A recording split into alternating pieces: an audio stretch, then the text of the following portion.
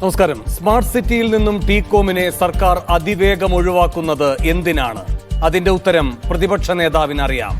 ഭൂമി ഫ്രീയാക്കി ആർക്കോ കൊടുക്കാം എന്ന് ധാരണ ഉണ്ടാക്കി വെച്ചിട്ടുണ്ട്.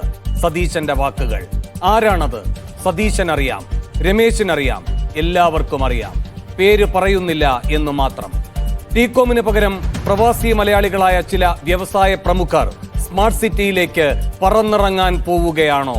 അവർക്ക് പരവതാനി വിരിക്കാനാണോ സർക്കാർ ടീകോമിനെ കടൽ കടത്തുന്നത്? 13 വർഷമായി സ്മാർട്ട് സിറ്റി പദ്ധതിയെടുത്ത് അട്ടത്ത് വെച്ചിരിക്കുന്ന ടീകോമിനോട് സർക്കാരിന് അടിയറവ് പറയേണ്ടി വരുന്ന ഒരു തട്ടിക്കൂട്ട് നിയമോപദേശം ആർക്കു വേണ്ടിയാണ്?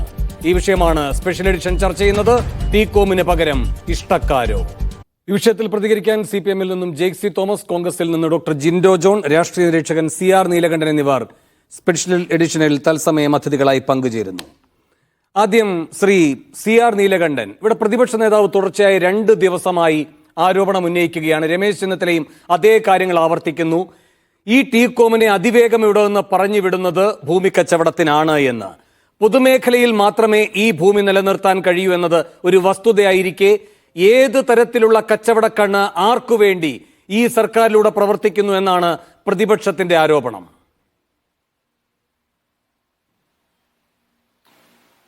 അല്ല, അതില് വേണു, സ്മാർട്ട് സിറ്റിയുടെ പദ്ധതി അതിന്റെ രൂപരേഖ കൊണ്ടുവരുന്ന കാലത്ത് ഞാൻ അതിന്റെ അടുത്ത് താമസിക്കുന്ന ഒരാളാണ്. ഞങ്ങൾ അന്ന് തന്നെ ചോദിച്ച ആദ്യത്തെ നോട്ടീസ് ഇതാരാണ് സ്മാർട്ട് എന്നാണ്. ഉമ്മൻചാണ്ടി സർക്കാരിന്റെ കാലത്ത് ഇതിനെക്കുറിച്ചുണ്ടായ നിരവധി ആരോപണങ്ങളുണ്ട്.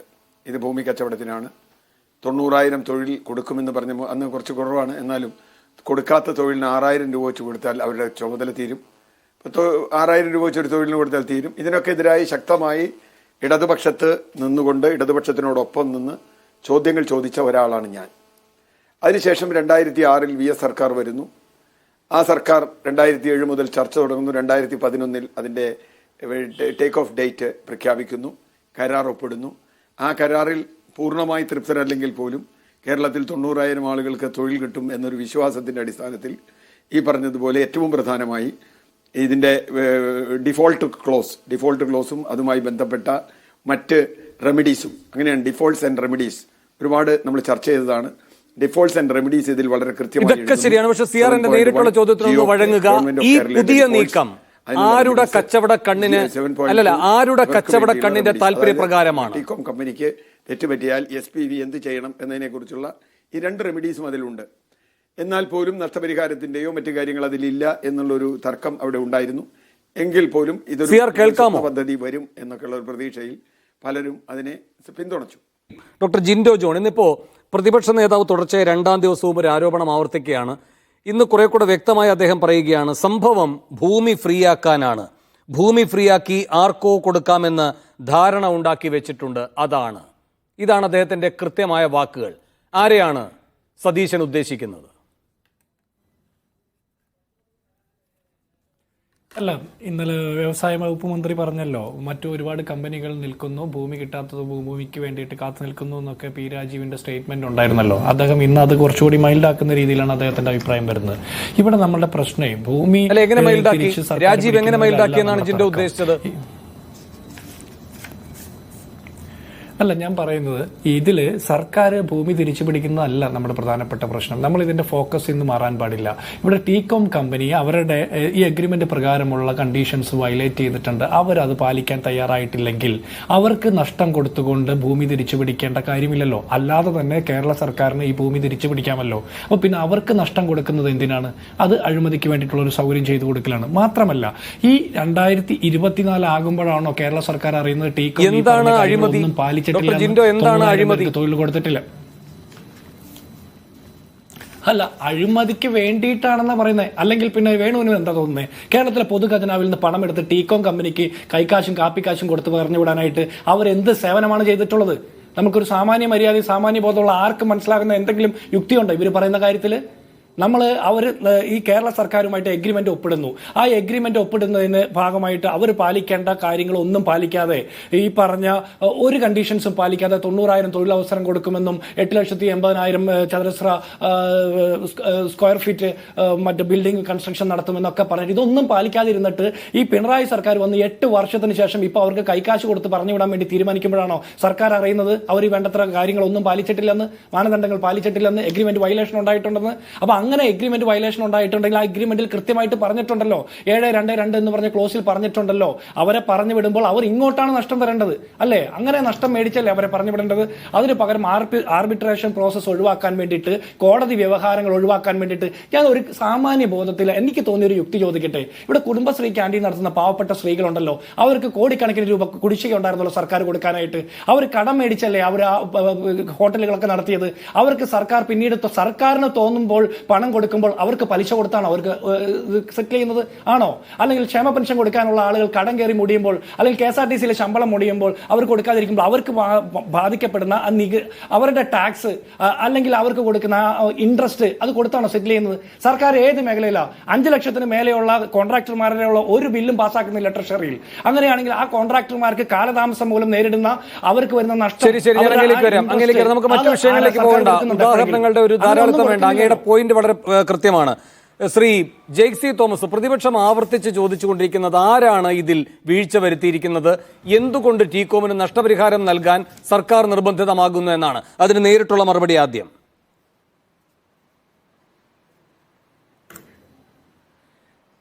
ഞാൻ മനസ്സിലാക്കുന്നത് ഈ പറയുന്നത് പോലെ വ്യവസായ മന്ത്രിയുടെ വാർത്താ സമ്മേളനം, അത്തരം ആ വാർത്താ സമ്മേളനത്തിൽ ഇതിനെ സംബന്ധിച്ചുള്ള ചോദ്യങ്ങൾ പ്രസക്തമാംവിധം ഉയർന്നു വരികയും അദ്ദേഹം മറുപടി പറയുകയും ചെയ്തിട്ടുണ്ട്. പിന്നെ ഇതിനെ സംബന്ധിച്ച് ഈ ടീകോമുമായി സ്മാർട്ട് സിറ്റിയുടെ കരാറിന്റെ ഭാഗമായി സൃഷ്ടിച്ചിട്ടുള്ള എഗ്രിമെന്റ്, ആ ഫ്രെയിംവർക്ക് എഗ്രിമെന്റിലെ പ്രസക്തമായ ചില വാചകങ്ങളെങ്കിലും ഇത്തരത്തിലുള്ള ആർബിട്രേഷൻ നടപടികളുമായി ഇവർക്ക് മുന്നോട്ട് പോകാനുള്ള അധികാരാവകാശത്തെ വകവെച്ച് കൊടുക്കുന്നതാണെന്നാണ് എനിക്ക് മനസ്സിലാക്കാൻ കഴിഞ്ഞിട്ടുള്ളത്. അതായത് എനിക്ക് തോന്നുന്നു 19-ാം പേജിന്റെ ആദ്യ ഭാഗം പറയുന്നത്, to abandon the project and the development of smart city in which case the TECOM shall acquire the entire shareholding of government of Kerala in the SPV at a consideration as fixed by an independent valuer. അതായത് സ്വതന്ത്രനായ ഒരു മൂന്നാമത് 2 കൂട്ടർക്കും കൂടെ സ്വീകാര്യമായ ഒരാളെ ഇരുത്തിക്കൊണ്ട് ഇത്തരം കാര്യങ്ങൾക്കകത്ത് ചർച്ചകളിലേക്കും തീർപ്പിലേക്കും എത്താം. എന്നിട്ട് ആ 19-ാം പേജിന്റെ ഏറ്റവും ഒടുവിലത്തെ ഭാഗം പറയുന്നത്, to recover all investment made, cost and expenses incurred from TECOM as certified by an independent firm of chartered accountants jointly appointed by the parties. അതായത് പദ്ധതി വിജയകരമായി പൂർത്തീകരിച്ചില്ലെങ്കിൽ ടീകോമിന് സർക്കാരിന് നഷ്ടപരിഹാരം നൽകാനുള്ള ബാധ്യതയില്ല. ആ വാചകം ഈ കരാർ പ്രകാരം അത്ര അർത്ഥപൂർണ്ണമല്ല. അങ്ങനെ ഒരു ഇതിലേക്ക് നമുക്ക് എത്താൻ കഴിയില്ല.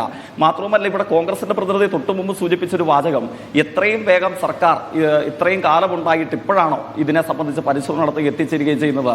ഇതൊരു സുപ്രഭാതത്തിൽ ചെയ്തതായിരുന്നില്ലല്ലോ. AGയുടെ ഉപദേശം തേടിയിട്ടുണ്ട്. ചീഫ് സെക്രട്ടറി മുതൽ E&IT സെക്രട്ടറിമാർ വരെ പങ്കെടുക്കുന്ന ഒരു പ്രത്യേക സമിതി ഇതിനു വേണ്ടി നിയോഗിച്ചു. അവർ ചില നിർദ്ദേശങ്ങൾ മുമ്പോട്ടേക്ക് വെച്ചു. ചീഫ് സെക്രട്ടറി മുതൽ E&IT സെക്രട്ടറിമാരെ വരെയുള്ളവരുടെ സെക്രട്ടറി തല സംഘം മുമ്പോട്ടേക്ക് വെച്ച നിർദ്ദേശങ്ങളുടെ അടിസ്ഥാനത്തിൽ AGയുടെ നിയമോപദേശം ചോദിച്ചു. AGയുടെ നിയമോപദേശത്തെ തുടർന്നാണ് ഇപ്പോൾ സ്വീകരിച്ചിട്ടുള്ള നടപടിക്രമങ്ങളിലേക്ക് പോകുന്നത്. അപ്പോഴാണ് നിർഭാഗ്യവശാൽ ഈ ആർബിട്രേഷൻ നടപടിക്രമങ്ങളിലേക്ക് പോകുന്നതിന് പുറമെ ഇവരുമായി ധാരണയിലെത്തി ഈ നഷ്ടപരിഹാര തുക കൊടുത്ത് ഇവരെ ഒഴിവാക്കുന്ന ഘട്ടത്തിലേക്കും ഭൂമി ഏറ്റെടുത്ത് ഇൻഫോ പാർക്കിന്റെ അടിയന്തരമായ മറ്റു വികസന അനുഭവങ്ങളിലേക്ക് പോകുന്ന ഘട്ടത്തിലാണ് ഇൻഫോ പാർക്കിനെ തന്നെ തുലയ്ക്കാൻ നിന്നിരുന്ന, ഈ ഇൻഫോ പാർക്ക് തന്നെ ഈ കമ്പനിക്ക് കൊടുക്കണമെന്ന് ആവശ്യപ്പെട്ടുകൊണ്ടിരുന്ന UDFന്റെ ഇന്നത്തെ നേതാക്കന്മാർ ഇപ്പോൾ ഇതിന്റെ ഒരു സംരക്ഷകരായി അല്ലെങ്കിൽ ഇതിന്റെ ഒരു ചോദ്യകർത്താക്കളായി നമുക്ക് മുമ്പാകെ രംഗത്ത് വരുന്നത് ഒരു സുഖകരമായ കൗതുകകരമായ രംഗമാണ്. കാരണം ഈ ഇപ്പോഴുള്ള വികസന പദ്ധതികളെ തന്നെയല്ല, ഇപ്പോൾ എനിക്ക് തോന്നുന്നു നമ്മുടെ ചർച്ചയിൽ പങ്കെടുക്കുന്ന യൂത്ത് കോൺഗ്രസ് നേതാവ് നിർബന്ധമായും ആദരണീയനായ കേരളത്തിന്റെ മുൻ പ്രതിപക്ഷ നേതാവിന്റെ ഇതുമായി ബന്ധപ്പെട്ട് സമീപ ദിവസങ്ങളിൽ വന്ന ചില പ്രതികരണങ്ങൾ അങ്ങൊന്ന് വായിച്ചു നോക്കണം. ടീകോം കമ്പനിക്ക് ഇൻഫോ പാർക്ക് കൈമാറാൻ തീരുമാനമെടുത്തത് മുൻ മുഖ്യമന്ത്രി മുഖ്യമന്ത്രി മാത്രമായിരുന്നു എന്ന് ചോദിച്ചപ്പോൾ കോൺഗ്രസ് ഒറ്റക്കെട്ടായിട്ടാണെന്നും എന്നാൽ ഇൻഫോ പാർക്ക് കൈമാറാത്തതിൽ ഇപ്പോൾ തനിക്ക് സന്തോഷമുണ്ടെന്നും മുൻ പ്രതിപക്ഷ നേതാവ് അങ്ങയുടെ പാർട്ടിയുടെ നേതാവ് അല്പ ദിവസങ്ങൾക്ക് മുമ്പിൽ ഒരു ചാനലിൽ വന്നിരുന്ന് പറയുന്നത് ഞാൻ കേട്ടതാണ്. നമ്മൾ കേരളത്തിന്റെ പൊതുസമൂഹമാകെ ശ്രദ്ധിച്ചതാണ്.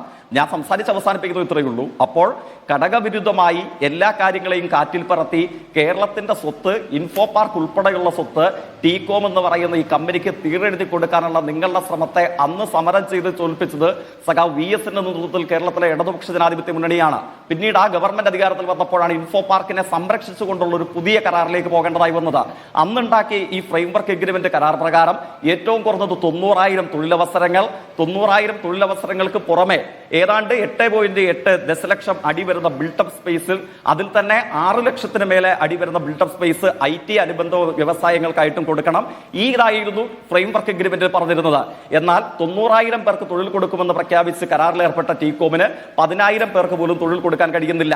8.8 ലക്ഷം ചതുരശ്ര അടി ബിൽട്ടപ്പ് സ്പേസ് IT അനുബന്ധ വ്യവസായങ്ങൾക്ക് കൊടുക്കാമെന്ന് പറയുകയും അതിൽ തന്നെ 6.2 എന്ന ദശലക്ഷം ITക്കും അനുബന്ധത്തിനും മാത്രമായി കൊടുക്കാമെന്ന് പറയുകയും ചെയ്ത ഈ സംഘത്തിന് അതിന്റെ 7 അയലത്തെത്താൻ വേണ്ടി കഴിഞ്ഞില്ല. അപ്പോൾ ബിൽട്ടപ്പ് സ്പേസിന്റെ കാര്യത്തിലും തൊഴിലവസരത്തിന്റെ കാര്യത്തിലും തങ്ങൾ ഏർപ്പെട്ട കരാർ അല്ലെങ്കിൽ തങ്ങൾ നടത്തിയ വാക്പ്രയോഗം പാലിക്കാൻ കഴിയാതെ വന്നപ്പോഴാണ് സ്വത്വരമായ നടപടികളിലേക്ക് സർക്കാർ നീങ്ങിയത്. അത് സർക്കാർ നീങ്ങിയത് രാഷ്ട്രീയ തീരുമാനം എന്ന നിലയിലല്ല. ഇവിടെ സൂചിപ്പിച്ചതുപോലെ ചീഫ് സെക്രട്ടറി മുതലുള്ള വകുപ്പ് തല സെക്രട്ടറിമാരുടെ പ്രത്യേക സംഘം അവരോട് വിഷയം പഠിക്കാൻ പറയുന്നു, എന്നിട്ട് നിർദ്ദേശങ്ങൾ സമർപ്പിക്കാൻ പറയുന്നു. ആ നിർദ്ദേശങ്ങളുടെ വെളിച്ചത്തിൽ AGയോട് ഉപദേശം ചെയ്തിരിക്കുന്നു. ഇതിന്റെ രണ്ടിന്റെയും അടിസ്ഥാനത്തിലാണ് സർക്കാർ നടപടിക്രമങ്ങളുമായി മുമ്പോട്ടേക്ക് പോകുന്നത്. ശരി, ഡോക്ടർ ജിൻഡോ ജോൺ, ഇവിടെ ഇന്നിപ്പോൾ രാജീവും വ്യക്തമാക്കിയിരിക്കുന്നത് ഈ കാര്യത്തിൽ ഇനിയും ഈ ബലം പിടിച്ചു നിൽക്കുകയാണെങ്കിൽ ആർബിട്രേഷൻ അടക്കമുള്ള നിയമ നടപടികളിലേക്ക് പോകും ടീകോം. അത് കാര്യങ്ങൾ സങ്കീർണമാക്കും. IT വികസനം എന്നത് ഇപ്പോൾ പരമപ്രധാനമാണ്. അത് ഈ സർക്കാരിനെ സംബന്ധിച്ചല്ല, കേരളത്തെ പൊതുവിൽ സംബന്ധിച്ചുള്ളതാണല്ലോ. അതുകൊണ്ട് നിങ്ങൾക്കും ആ പൊതു താല്പര്യത്തിന്റെ ഭാഗമായല്ലേ നിൽക്കാൻ കഴിയൂ. അത് അപ്പാടെ ഇല്ലാതാകും ഇത് നിയമക്കുരുക്കിലേക്ക് പോയാൽ എന്നാണ് രാജീവ് പറയുന്നത്. അത് ഒരു സർക്കാരിന്റെ ഈ കരാറുമായി ബന്ധപ്പെട്ട ഒരു പ്രതിസന്ധി മുന്നിൽ കണ്ടുള്ള പ്രായോഗികമായ സമീപനം എന്ന രൂപത്തിൽ നിങ്ങൾ എടുക്കാത്തത് എന്തുകൊണ്ടാണ്? വേണു, എനിക്ക് സമയം തരണം. പറ്റുമെങ്കിൽ ഇടപെടാതെ എനിക്കൊരു 2 മിനിറ്റ്. ഒന്ന്, IT വികസനം അടിയന്തരമായിട്ട് കേരളത്തിന് ആവശ്യമാണ്. കേരളത്തിന്റെ സാമ്പത്തിക സാമൂഹ്യ സാഹചര്യങ്ങളൊക്കെ പരിശോധിക്കുമ്പോൾ, നമ്മുടെ സ്ഥലപരിമിതികളും ഭൂവിസ്തൃതിയൊക്കെ പരിശോധിക്കുമ്പോൾ കേരളത്തിന് കുറെ കൂടി യോജിച്ച വികസന സങ്കല്പമാണ് IT വികസനം എന്ന് കേരളത്തിന്റെ പിണറായി സർക്കാർ ഈ 8 വർഷത്തിന് ശേഷം ഇപ്പോഴാണ് തിരിച്ചറിഞ്ഞത്. ഈ 8 വർഷക്കാലമായിട്ട് ടീകോം കമ്പനി അവിടെ ഒരു കല്ലുമേൽ മറ്റൊരു കല്ല് വെച്ച് പണിതിട്ടില്ല എന്ന് അറിഞ്ഞില്ല ഇവരാരും. ഇവരെന്തെങ്കിലും ഓഡിറ്റ് നടത്തിയിട്ടുണ്ടോ? എന്തെങ്കിലും ഇൻസ്പെക്ഷൻ നടത്തിയിട്ടുണ്ടോ? എന്തെങ്കിലും ചർച്ചകൾ നടത്തിയിട്ടുണ്ടോ? അങ്ങനെ ചർച്ചകൾ നടത്തിയിട്ടുള്ളതൊന്നും രഹസ്യത്തിലായിരുന്നോ? നമ്മൾ പൊതുസമൂഹത്തിനൊന്നും അറിയില്ല. അപ്പോൾ 8 വർഷക്കാലം IT വികസനം ഇവരുടെ ലക്ഷ്യത്തിൽ ഉണ്ടായിരുന്നില്ല. ഇപ്പോൾ പെട്ടെന്ന് ആ ലക്ഷ്യം എങ്ങനെ വന്നു എന്ന് ചോദിക്കേണ്ടതുണ്ട്. രണ്ടാമത്തത്, ടീകോം കമ്പനി കോടതിയിൽ പോകുമെന്ന് എങ്ങനെയാ കേരളത്തിന്റെ വ്യവസായ വകുപ്പ് മന്ത്രി മുൻകൂട്ടി പ്രവചിക്കുന്നത്? ടീകോം കമ്പനി പോകാതിരിക്കുക ചെയ്യട്ടെ. കേരള സർക്കാരിന്റെ നിലപാട് പറയുമ്പോഴല്ലേ ആ കമ്പനി അവരുടെ നിയമപരമായിട്ടുള്ള നടപടിക്രമങ്ങളെ കുറിച്ചിട്ട് പുറത്തു പറയേണ്ട കാര്യമുള്ളൂ. ഇത് അവർക്ക് വേണ്ടിയിട്ട് കേരളത്തിന്റെ വ്യവസായ വകുപ്പ് മന്ത്രി മുൻകൂർ ജാമ്യം എടുക്കുകയാണ്. അവർ കോടതിയിൽ പോകാൻ സാധ്യതയുണ്ട്, അതുകൊണ്ട് നമ്മൾ അവർക്ക് പണം കൊടുത്ത് ഒഴിവാക്കും എന്ന് പറഞ്ഞാൽ അത് സാമാന്യ യുക്തി ചേരുന്നല്ല, അഴിമതിക്ക് വേണ്ടിയിട്ട് കളമൊരുക്കുന്നതാണ്. ഒന്നാമത്തെ കാര്യം. രണ്ടാമത്തത്, ഇവിടെ ഇൻഫോ പാർക്ക് സ്മാർട്ട് സിറ്റി എന്നൊക്കെ പറയുന്നുണ്ട്. ഇൻഫോ പാർക്ക് UDF സർക്കാരിന്റെ കാലത്ത് സ്ഥാപിച്ച് തുടങ്ങി കംപ്ലീഷൻ നടത്തിയ ഒരു പദ്ധതിയാണ്. ജയിക്കിന് അതിൽ എതിർപ്പുണ്ടാവില്ലല്ലോ. സ്മാർട്ട് സിറ്റിയുമായി ബന്ധപ്പെട്ട കരാറ്, ആദ്യഘട്ട കരാർ കൊണ്ടിരുന്ന ഉമ്മൻചാണ്ടിയുടെ കാലത്താണ്. അന്ന് നിങ്ങൾ നിരന്തരം സമരം ചെയ്തു. നിങ്ങൾക്ക് അതിലെ കണ്ടീഷൻസുമായിട്ട് ഒരുപാട് എതിർപ്പുകൾ ഉണ്ടായിരുന്നു. അങ്ങനെ അതിനുശേഷം ആ കരാർ ഒപ്പിടാതെ അടുത്ത VS സർക്കാരിന്റെ കാലത്ത് 5 വർഷത്തോളം അതിൽ ചർച്ച നടത്തി. അതിനുശേഷം കരാർ ഒപ്പിട്ടു. അതിനുശേഷം ഉമ്മൻചാണ്ടി സർക്കാരിന്റെ സമയത്താണ് അതിന്റെ പ്രവർത്തനങ്ങൾ തുടങ്ങുന്നത്. ആദ്യഘട്ട ഉദ്ഘാടനത്തിൽ നിങ്ങൾ ബഹിഷ്കരിച്ചു. നിങ്ങൾ ബഹിഷ്കരിച്ചത് എന്തിനു വേണ്ടിയിട്ടാണെന്ന് നിങ്ങൾ പറഞ്ഞിട്ടില്ല. പക്ഷെ നിങ്ങളൊക്കെ ആ കരാറിന്റെ സൗന്ദര്യം എന്ന് പറഞ്ഞ 722 എന്ന് പറഞ്ഞ ക്ലോസ് ജയിക്ക് പോലും ഈ ചർച്ചയിൽ പറയാത്തത് എന്തുകൊണ്ടാണ്? ആ 722 എന്ന് പറഞ്ഞ ക്ലോസിനകത്ത് വായിക്കുമ്പോൾ നമുക്ക് മനസ്സിലാക്കുമല്ലോ. ഇവിടെ നിങ്ങൾ ജയിക്ക് തന്നെ പറയുന്നുണ്ട് ടീകോം കമ്പനി ഫെയിലിയർ ആയിരുന്നു, അവർ 90,000 തൊഴിലവസരങ്ങൾ കൊടുത്തിട്ടില്ല, 8,80,000 ബിൽട്ടപ്പ് സ്പേസ് അവിടെ കൺസ്ട്രക്ട് ചെയ്തിട്ടില്ല. അങ്ങനെ ഒരു കമ്പനി എഗ്രിമെന്റ് വയലേഷൻ നടത്തുമ്പോൾ അവർക്ക് എന്തിനാ അങ്ങോട്ട് നഷ്ടപരിഹാരം കൊടുക്കണം എന്നുള്ള സാമാന്യ ചോദ്യത്തിന് ഒരു ഉത്തരം നിങ്ങൾ പറയണം. അങ്ങനെ നിങ്ങൾ കൊടുക്കാൻ തീരുമാനിച്ചിട്ടുണ്ട് ഉണ്ടെങ്കിൽ നിങ്ങൾ പറയണം സർക്കാരിന്റെ വീഴ്ചയാണെന്ന്. സർക്കാരിന്റെ ഭാഗത്ത് വീഴ്ച ഉണ്ടെങ്കിലല്ലേ നമ്മൾ ഇതിന്റെ രണ്ടാം പാർട്ടിയായിട്ടുള്ള ടീകോം കമ്പനിക്ക് പണം കൊടുക്കേണ്ടതുള്ളൂ, അല്ലെങ്കിൽ നമ്മൾ അവർക്ക് നഷ്ടം കൊടുക്കേണ്ടതുള്ളൂ. സർക്കാരിന്റെ ഭാഗത്ത് വീഴ്ചയുണ്ടെന്ന് നിങ്ങൾ സമ്മതിക്കുകയാണെങ്കിൽ ബാക്കി കാര്യങ്ങൾ നമുക്ക് അവിടെ വെച്ച് ചർച്ച ചെയ്യാം. ജിൻഡോ, ഇനി ഞാനൊന്ന് ചോദിക്കാൻ, എനിക്ക് 2 ചോദ്യങ്ങളുണ്ട്, താങ്കൾ പൂർത്തിയാക്കിയെങ്കിൽ. ഓക്കെ, വിശദീകരിക്കുമ്പോൾ ഇടപെടരുതെന്ന് പറഞ്ഞതുകൊണ്ടാണ് ഞാൻ ഇടപെടാതിരുന്നത്. 2 ചോദ്യങ്ങൾ. ഒന്ന്, ഈ ടീകോം ഇങ്ങനെ നീങ്ങും ആർബിട്രേഷന് എന്ന് ടീകോം പറയുന്നതിന് മുൻപ് സർക്കാർ എന്തിനാണ് അത് മുൻകൂട്ടി കണ്ടുകൊണ്ട് അല്ലെങ്കിൽ അവർക്ക് വേണ്ടി ഒരു വാദം സ്വയമേവ ഉന്നയിക്കുന്നത് എന്ന് താങ്കൾ ചോദിക്കുന്നു. കൈ പൊള്ളിയ ഒരു സർക്കാരാണ്. ഒരു സർക്കാരിന് മുന്നനുഭവങ്ങൾ ഇത്തരം കാര്യങ്ങളിൽ നിർണായക തീരുമാനമെടുക്കുമ്പോൾ പരിഗണിക്കേണ്ടി വരും. രണ്ട് കാര്യങ്ങൾ നമ്മുടെ മുന്നിലുണ്ട്. ഒന്ന്, ഇന്ന് രാജീവ് തന്നെ പറഞ്ഞ കാര്യമാണ്. എറണാകുളത്ത് അങ്ങ് പ്രവർത്തിക്കുന്ന ആ എറണാകുളം ജില്ലയിൽ സൂം ഡെവലപ്പേഴ്സിന് 40 ഏക്കർ കൊടുത്തിട്ടുണ്ടായിരുന്നു അല്ലേ? കിൻഫ്രയുമായി ബന്ധപ്പെട്ട് ഇപ്പോഴും പുതിയ കാര്യങ്ങൾക്ക് വേണ്ടി ഡിമാൻഡുള്ളൊരു ഭൂമിയാണത്. സൂം ഡെവലപ്പേഴ്സുമായി ഒരു തർക്കം നിൽക്കുകയാണ്, ആർബിട്രേഷനിലേക്ക് പോയിരിക്കുകയാണ്. ഇൻഡോറിലാണ് അതിന്റെ ഇപ്പോഴത്തെ നിയമ നടപടികൾ പുരോഗമിക്കുന്നത്. ആ വിഷയം സങ്കീർണമാണ്, ഒന്നും ചെയ്യാൻ കഴിയാത്തൊരവസ്ഥ സർക്കാരിനെ സംബന്ധിച്ചുണ്ട് എന്ന് രാജീവ് പറയുന്നു. ഈ കാര്യത്തിൽ ആന്ധ്യം ബാധിച്ചു നിൽക്കണോ പിന്നീട് രാജീവ്, ഈ സർക്കാർ? ഇതേ കാര്യങ്ങൾ സ്വാഭാവികമായും ഈ കരാറിന്റെ അഭേദ്യമായ ഘടകമായിരിക്കെ അതിലേക്ക് പോകും ടീകോം എന്നത് മുൻകൂട്ടി കണ്ടുകൊണ്ടുള്ള നീക്കമല്ലേ സർക്കാർ നടത്തേണ്ടത്? രണ്ടാമത്തെ കാര്യം, വിഴിഞ്ഞവുമായി ബന്ധപ്പെട്ട് ഇതേ ആർബിട്രേഷൻ പ്രശ്നങ്ങളുണ്ട്. നമുക്ക് ഈ അദാനി വീഴ്ച വരുത്തി എന്നതുമായി ബന്ധപ്പെട്ടുകൊണ്ട് അവർ നഷ്ടപരിഹാരം നൽകേണ്ടതുണ്ട് എന്ന് പറഞ്ഞ് ആർബിട്രേഷനിലേക്ക് പോകാനുള്ള അവസരമുണ്ടായിരുന്നു. നാം അത് ഉപയോഗിച്ചു. പക്ഷേ സർക്കാരിന്റെ ഭാഗത്തു നിന്ന് വീഴ്ചയുണ്ട്, അല്ലെങ്കിൽ കോവിഡ് അടക്കം, ഓഖി അടക്കം ആ നിക്ഷേപകർക്ക് ഉത്തരവാദിത്തമില്ലാത്ത മറ്റു കാര്യങ്ങൾ ഘടകമായി എന്ന് പറഞ്ഞുകൊണ്ട് അവരും ആർബിട്രേഷനിലേക്ക് പോയി. ആ ഘട്ടത്തിൽ നാം എന്താണ് ചെയ്തത്? അതിൽ നിന്ന് പിൻവാങ്ങുക, അദാനിയുമായി ധാരണയിലെത്തിക്കൊണ്ട് ആ പദ്ധതി മുന്നോട്ട് കൊണ്ടുപോവുക, അതാണ് കരണീയമെന്ന് കണ്ട് ആ രൂപത്തിലേക്ക് മാറി. രണ്ടിനോടും വിയോജിപ്പുണ്ടോ നിങ്ങൾക്ക്? അല്ല വേണു, അതിലൊരു പ്രശ്നമായി. മുൻകൂട്ടി കണ്ടുകൊണ്ട് അവർ ആർബിട്രേഷനിലേക്ക് പോകും. പല മുൻകാല അനുഭവങ്ങൾ, ദുരനുഭവങ്ങളിൽ നിന്നാണ് സർക്കാരിന് അങ്ങനെ ഒരു തിരിച്ചറിവ് ഉണ്ടായത് എന്നാണല്ലോ പറയുന്നത്. അങ്ങനെയാണെങ്കിൽ ഈ സർക്കാർ വന്നിട്ട് 8 വർഷക്കാലമായി, 8 വർഷത്തിനിടയ്ക്ക് എന്തായാലും ടീകോം കമ്പനി അവിടെ മറ്റൊരു കൺസ്ട്രക്ഷൻ നടത്തിയിട്ടില്ല. 2016 ആദ്യഘട്ട കൺസ്ട്രക്ഷൻ, അതിനുശേഷമുള്ള ഉദ്ഘാടനം, അതിനുശേഷം മറ്റൊരു പരിപാടിയും നടത്തിയിട്ടില്ല. അപ്പൊ പിന്നെ 8 വർഷക്കാലം ഇല്ലാത്തൊരു മുൻകൂട്ടി കാണൽ ഇങ്ങനെ തിടുക്കപ്പെട്ട് എങ്ങനെ നടത്തുന്നു നമുക്കറിയണ്ടേ? ഭരിക്കാതിരുന്ന കാലമല്ലല്ലോ. ആ കാലഘട്ടത്തിൽ ഇതേ സ്മാർട്ട് സിറ്റി ഈ പറഞ്ഞ കരാർ പ്രകാരമുള്ള വ്യവസ്ഥകൾ ഓരോരോ വർഷവും പാലിച്ചു എന്ന് ഉമ്മൻചാണ്ടി പരിശോധിച്ചിട്ടുണ്ടോ? കുഞ്ഞാലിക്കുട്ടി പരിശോധിച്ചിട്ടുണ്ടോ? അല്ല വേണു, 11 മുതൽ 16 വരെയുള്ള കാലഘട്ടത്തിൽ, ആ കാലഘട്ടത്തിലാണ് ഈ സ്മാർട്ട് സിറ്റിയുടെ ആദ്യഘട്ടം നിർമ്മാണം തുടങ്ങി. അവരായിട്ട് എഗ്രിമെന്റ് പ്രകാരമുള്ള പ്രവർത്തനങ്ങൾ തുടങ്ങുന്നു, നിർമ്മാണം ആകെ ഒരു ടവർ. അതിൽ എന്താണ്, പരമാവധി 35 കമ്പനികളോളം പ്രവർത്തിക്കുന്നു. അതിൽ നാമമാത്രമായ വിദേശ കമ്പനികൾ, 5000-നും 7000-നും ഇടയിൽ മാത്രം പരമാവധി തൊഴിൽ. ഇതായിരുന്നോ 11 മുതൽ 16 വരെ ഭരിച്ച ഉമ്മൻചാണ്ടി നേട്ടമായി കാണേണ്ടത്? അല്ല, ഞാനൊരു കാര്യം തിരിച്ചു ചോദിക്കട്ടെ. ഒരു ടവർ പണിതു, ആദ്യഘട്ട ഉദ്ഘാടനം നടത്തി, ആദ്യഘട്ട അവിടെ എംപ്ലോയ്മെന്റ് കൊടുക്കുന്നു, അത്രയും കാര്യം ചെയ്ത ഒരു ഗവൺമെന്റ് ആണോ, ഒന്നും ചെയ്യാത്ത ഒരു ഗവൺമെന്റ്, ആ ഗവൺമെന്റ് ആണോ? ഏതാണ് ഭേദം? ഇനി ഉമ്മൻചാണ്ടി സർക്കാരിന്റെ കാലത്ത് വീഴ്ച സംഭവിച്ചു എന്നുള്ള ഒരു ആംഗിളിലാണ് പോകുന്നതെങ്കിൽ, ഉമ്മൻചാണ്ടി സർക്കാരിന്റെ കാലത്ത് ടീകോം കമ്പനി വീഴ്ച വരുത്തിയിട്ടും ഉമ്മൻചാണ്ടി സർക്കാർ ഇത് കാണാത്ത പോലെ ഇരുന്നെങ്കിൽ പിന്നീട് വന്ന പിണറായി സർക്കാർ എന്തുകൊണ്ട് അതിന്മേൽ അന്വേഷണം നടത്തിയില്ല? നടപടിക്രമങ്ങൾ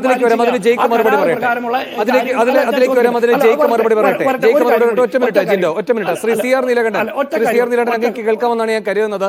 ഈ ആർബിട്രേഷൻ എന്ന് പറയുന്ന മഹാഭീഷണി ചൂണ്ടിക്കാട്ടിക്കൊണ്ടാണ് സർക്കാരിന്റെ ഇപ്പോഴത്തെ നീക്കങ്ങളെല്ലാം.